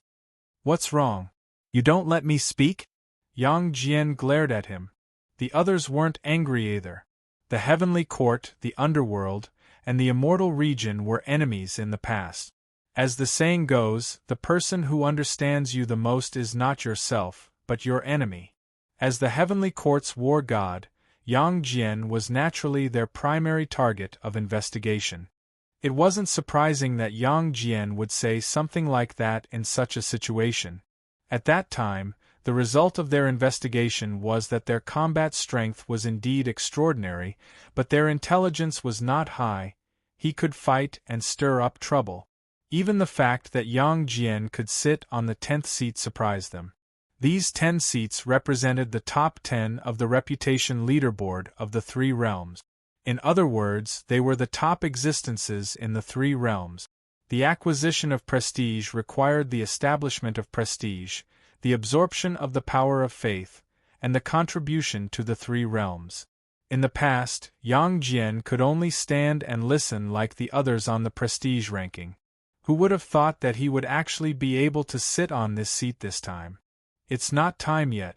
War God Yang, it's best if you don't hurry. Dressed in a dark green kasaya, Xitigarbha smiled warmly and stroked his steed. His seat was the 9th of the 10, and he was the only member of the underworld in the top 10. What's wrong? Come at the right time? Yang Jian glared at him and shouted, I'm puzzled. Your Buddha always comes at the right time every year. That's not a big deal. This time, the person in second place also came at the right time. Is he also someone from your Buddhist region? Also, why didn't the great emperor come? Where did he go? He wasn't like this in the past. I'm not sure about that, said Ksitigarbha with a smile. The great emperor probably won't be coming, said Fushi, glancing at the empty fourth seat. Fushi, who was sitting in the fifth chair, glanced at the empty chair in the fourth chair and smiled faintly. The great emperor should be breaking through to become a god at this time. He probably can't find the time to participate in this hegemony. It looks like the underworld will have to choose a new great emperor who can summon the ghosts. As he said this, he kept glancing at the Ksitigarbha Bodhisattva, trying to find some clues from his expression. However, the Ksitigarbha Bodhisattva only smiled faintly, not revealing any information. You Almighties really don't understand. Yang Jian curled his lips in disdain, then turned to Fushi and said, Someone from the heavenly court and underworld is about to ascend to godhood. Shouldn't the immortal region have some good news as well? Otherwise, your immortal region would be lacking. Breaking through and ascending isn't something that can be forced. Our immortal region doesn't wish to fight with your two realms. That's the first time I've heard someone say that they're incompetent in such a refreshing way. Yang Jian's mouth started to chatter as if it wasn't locked. The North Pole Emperor's face was about to turn purple. It was one thing for him to bicker at home, but how come he wasn't holding back at all? Fushi's expression froze as well. He didn't want to bicker with Yang Jian, but his words. He really wanted to hit him. Ahem. The Flame Emperor coughed lightly, then changed the subject. In order to face the demons, our three realms can be considered to have formed an alliance. Then can you tell us who's on the side of the second highest seat? Our immortal region is quite curious about this. I'll say this in advance. This person isn't from our immortal region. Nor is he from the heavenly court. The North Pole Emperor looked at the chair and frowned. If he was from the heavenly court, he would definitely have reported the news to me, or to the Jade Emperor, who was still in power at the time. But since we haven't received any news, then he can't be from our side. Everyone's gazes landed on the Ksitigarbha Bodhisattva, only to see that same calm smile. Can you stop acting so mysterious and unfathomable all the time? You people from the Buddhist realm are really. To be honest, I'm really sick of you people. Yang Jian jumped out again, but this time, his words were acknowledged by everyone. He was absolutely right. The people of the Buddhist realm were really annoying. No matter what you asked them, they'd either smile at you or say something like, can't say. If you know something, just say it out loud. For example, the owner of the second highest seat. If you know something, just say it. It'll be exposed sooner or later. Heavenly God Yang, please calm your anger.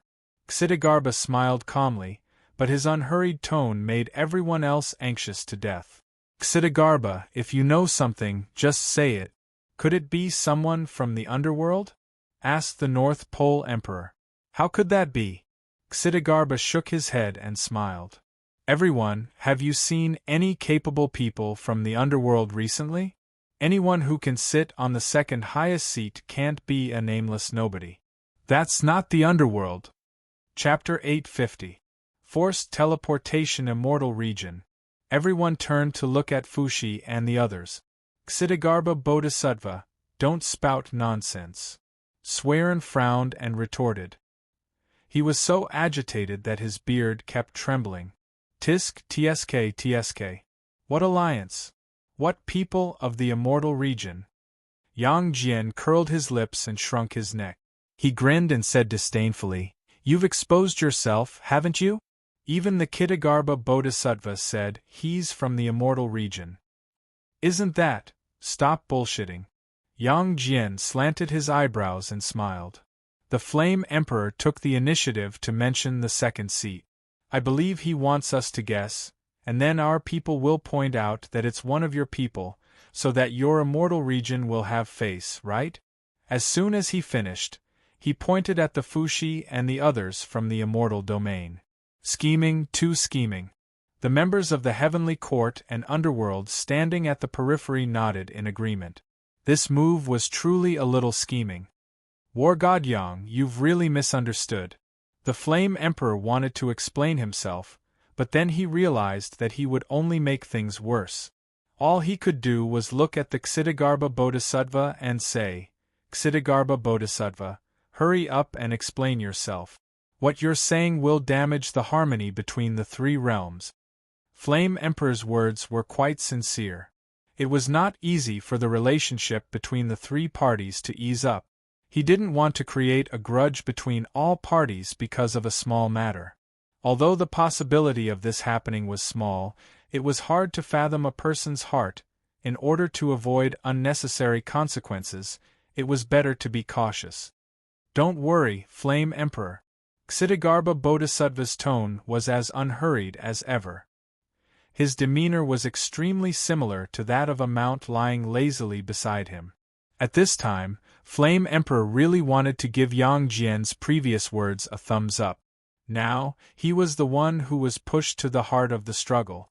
He was also a little angry. Why did he have to interrupt just now? Just let the matter ferment. If this continued, Emperor Ziwei would probably be the one panicking. After scratching his mount, Ksitigarbha Bodhisattva retracted his hand and smiled. Then explain it to me. Actually, the person you just mentioned can't be considered as someone from the immortal region. What the Flame Emperor said at the beginning wasn't wrong. They really didn't know who that person was, but he was indeed someone from the immortal region. I believe everyone should have figured it out by now. Who exactly is this person? Yang Jian was dumbfounded. To be honest, with his IQ, he was a little dumbfounded. It was someone from Immortal Domain, but Immortal Domain's people didn't know. What nonsense! What are you talking about? Yang Jian asked with widened eyes. He really didn't know who it was. However, when he looked at the other people sitting on the chairs, he saw that they were all deep in thought. After a while, a look of understanding appeared on their faces. Obviously, they had all guessed it. Hey, who is it? Can you tell me? That's all I have to say. I can't say anything more. As soon as he finished speaking, the Ksitigarbha Bodhisattva smiled and didn't say anything else. Yang Jian kept blinking his eyes as he looked at the people around him. You think I'm the only one who hasn't figured it out? You people from the Buddhist domain are really annoying. Since they already know, why don't they say it out loud? Yang Jian, how did we people from the Buddha region offend you? Right at this moment, an ethereal and deep voice resounded in everyone's ears.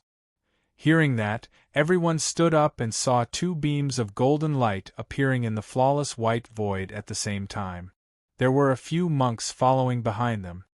Buddha. The group of immortals bowed, and the two beams of golden light landed on the chairs marked with 1 and 8.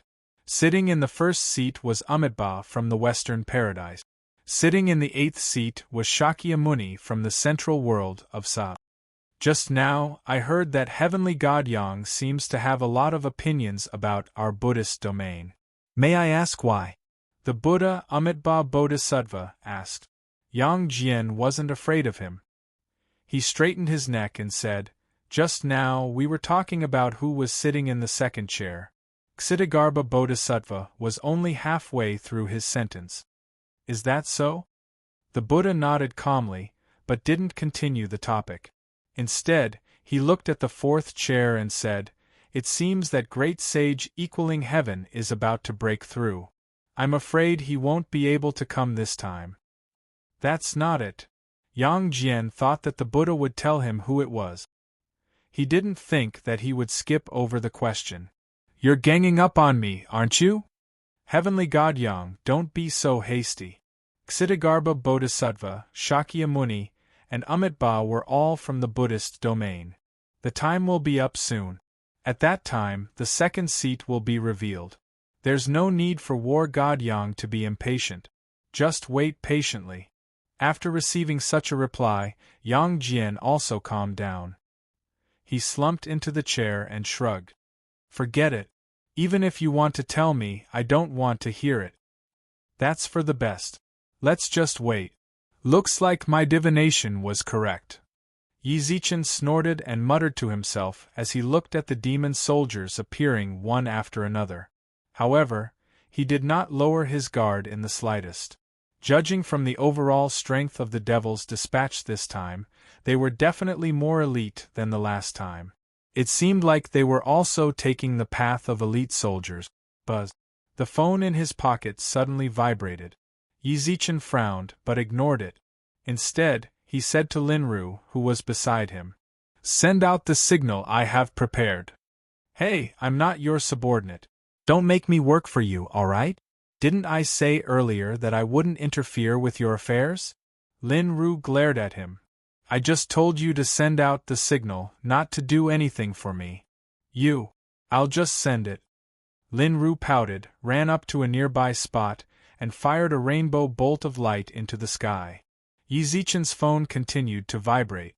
He had no choice but to take it out and look at the screen. The struggle for the three realms is about to begin. Would you like to be teleported to the mission location? When he saw this, Yizichin rolled his eyes in exasperation. What was the point of the struggle for the three realms? He casually pressed cancel, and tossed the phone back into his pocket. Before long, he worried that it would suddenly vibrate again, so he simply turned it off.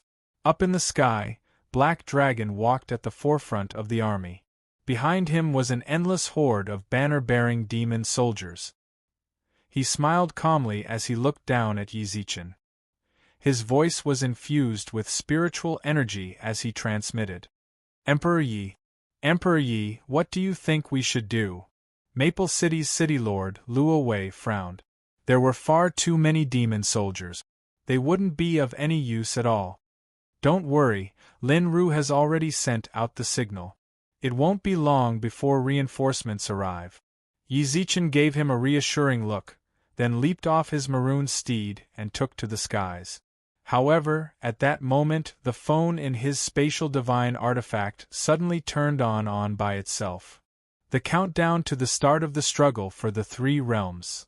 10, 9, 7. This time you came before Yizichin could finish. 3, 2, 1. Chapter 851. Chapter 851. Mutual apprehension. He disappeared. Yizichin stepped into the sky. Before he'd even finished speaking, he'd vanished from their line of sight.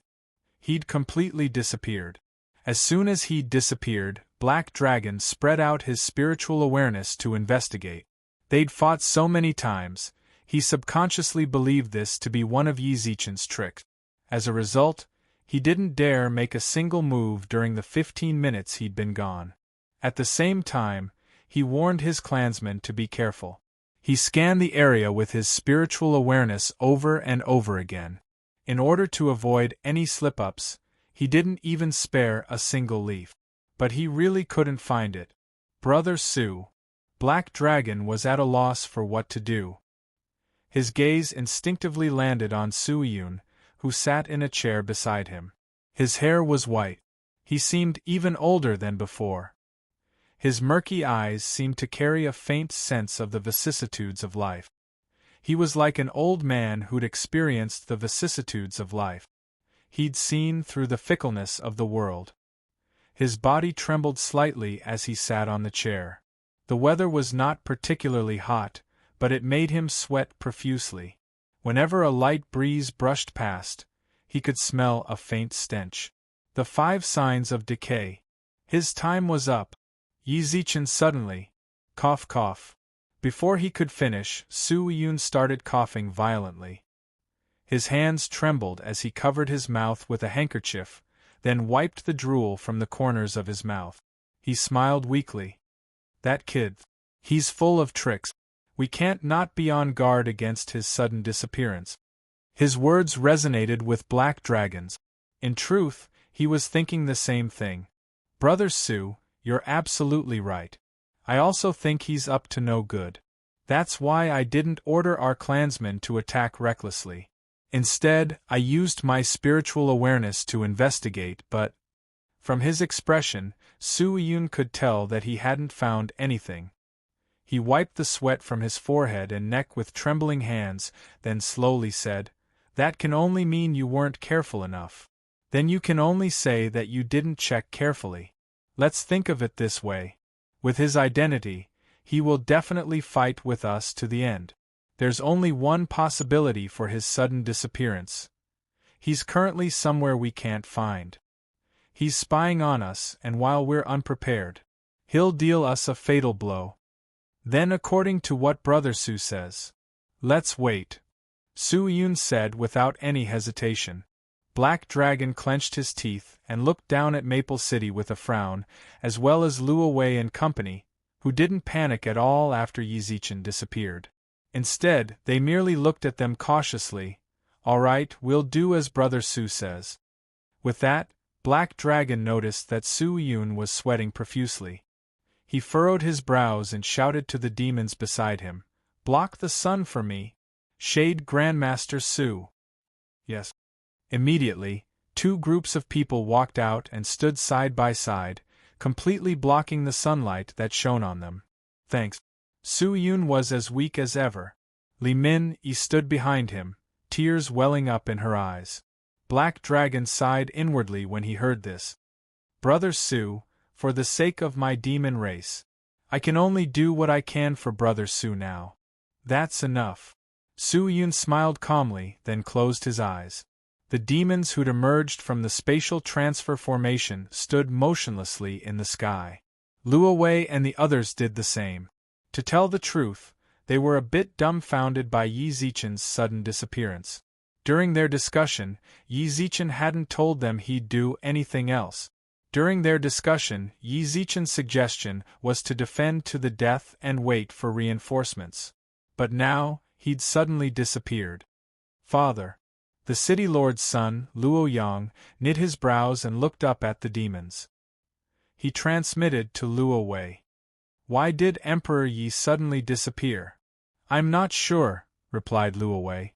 Luo Wei stared at the demon and transmitted his voice to him. "But no matter what, we must learn to deal with the myriad of changes by remaining unchanging. In this situation, the demons hold the advantage. If they don't move, we won't move either. Let's wait for reinforcements." Luo Yang nodded, but Lin Ru had already sent out the signal. Why did he disappear? As the master of the laws, she was naturally certain that Yi Zichen was no longer in the Three Realms. She furrowed her brows in astonishment before nodding her head in understanding. "He's too scheming, isn't he? No wonder he insisted on having me come. Damn it, if you wanted to go to the struggle for the Three Realms, just go. Why did you have to make me stay here and guard this mess for you?" Lin Ru couldn't help but curse. The demons in the sky ran up to Black Dragon's side. "Your Excellency, the enemy sent out a signal. That's definitely a signal to summon their allies." Black Dragon knit his brows. "Brother Su, should we keep waiting? Right now, Maple City's defenses are weak. Why don't we take advantage of this and take it all in one fell swoop? If we wait for reinforcements to arrive, we won't have the upper hand." "Idiot." Su Yun didn't even need to think about it before berating him. However, his voice was still very weak. "Yi Zichen might have calculated that you'd think this way after seeing the signal, which is why he suddenly disappeared. If we really attack and he reappears with a surprise weapon in hand, what should we do? Black Dragon, we only have one chance. We have to be extremely careful. We can't afford to be careless." Black Dragon's initial reprimand turned into earnest persuasion later on. When these words reached his ears, his desire to send out troops was suppressed once again. He pursed his lips and nodded, then gnashed his teeth. "Brother Su, you've thought things through. So what if their reinforcements arrive? I still don't care about them." "It's good that you think that way," said Su Yun, somewhat out of breath. "You have to consider everything carefully. You can't always be impulsive. You control the entire demon race, and your words and actions affect the lifeline of the entire demon race. I don't have much time left. You, Brother Su, say no more. Once I conquer the 3 realms, I'll definitely find precious herbs and pills to prolong your life. Black Dragon clenched Su Yun's hand tightly. He could feel how violently Su Yun's hand was trembling. Brother Su, you have to hold on. What's there to hold on for? Forget it, my time is up. There's no point in holding on. Su Yun shook his head and laughed. I know my body best. I came with you this time because I was afraid you'd be too impulsive. With me here, I can at least keep you in check. Secondly, I want to see you take over the 3 realms with my own eyes. I also want to leave this ruined body of mine on the battlefield. With that, Su Yun spread his palms, looked deeply into Black Dragon's eyes, and sighed.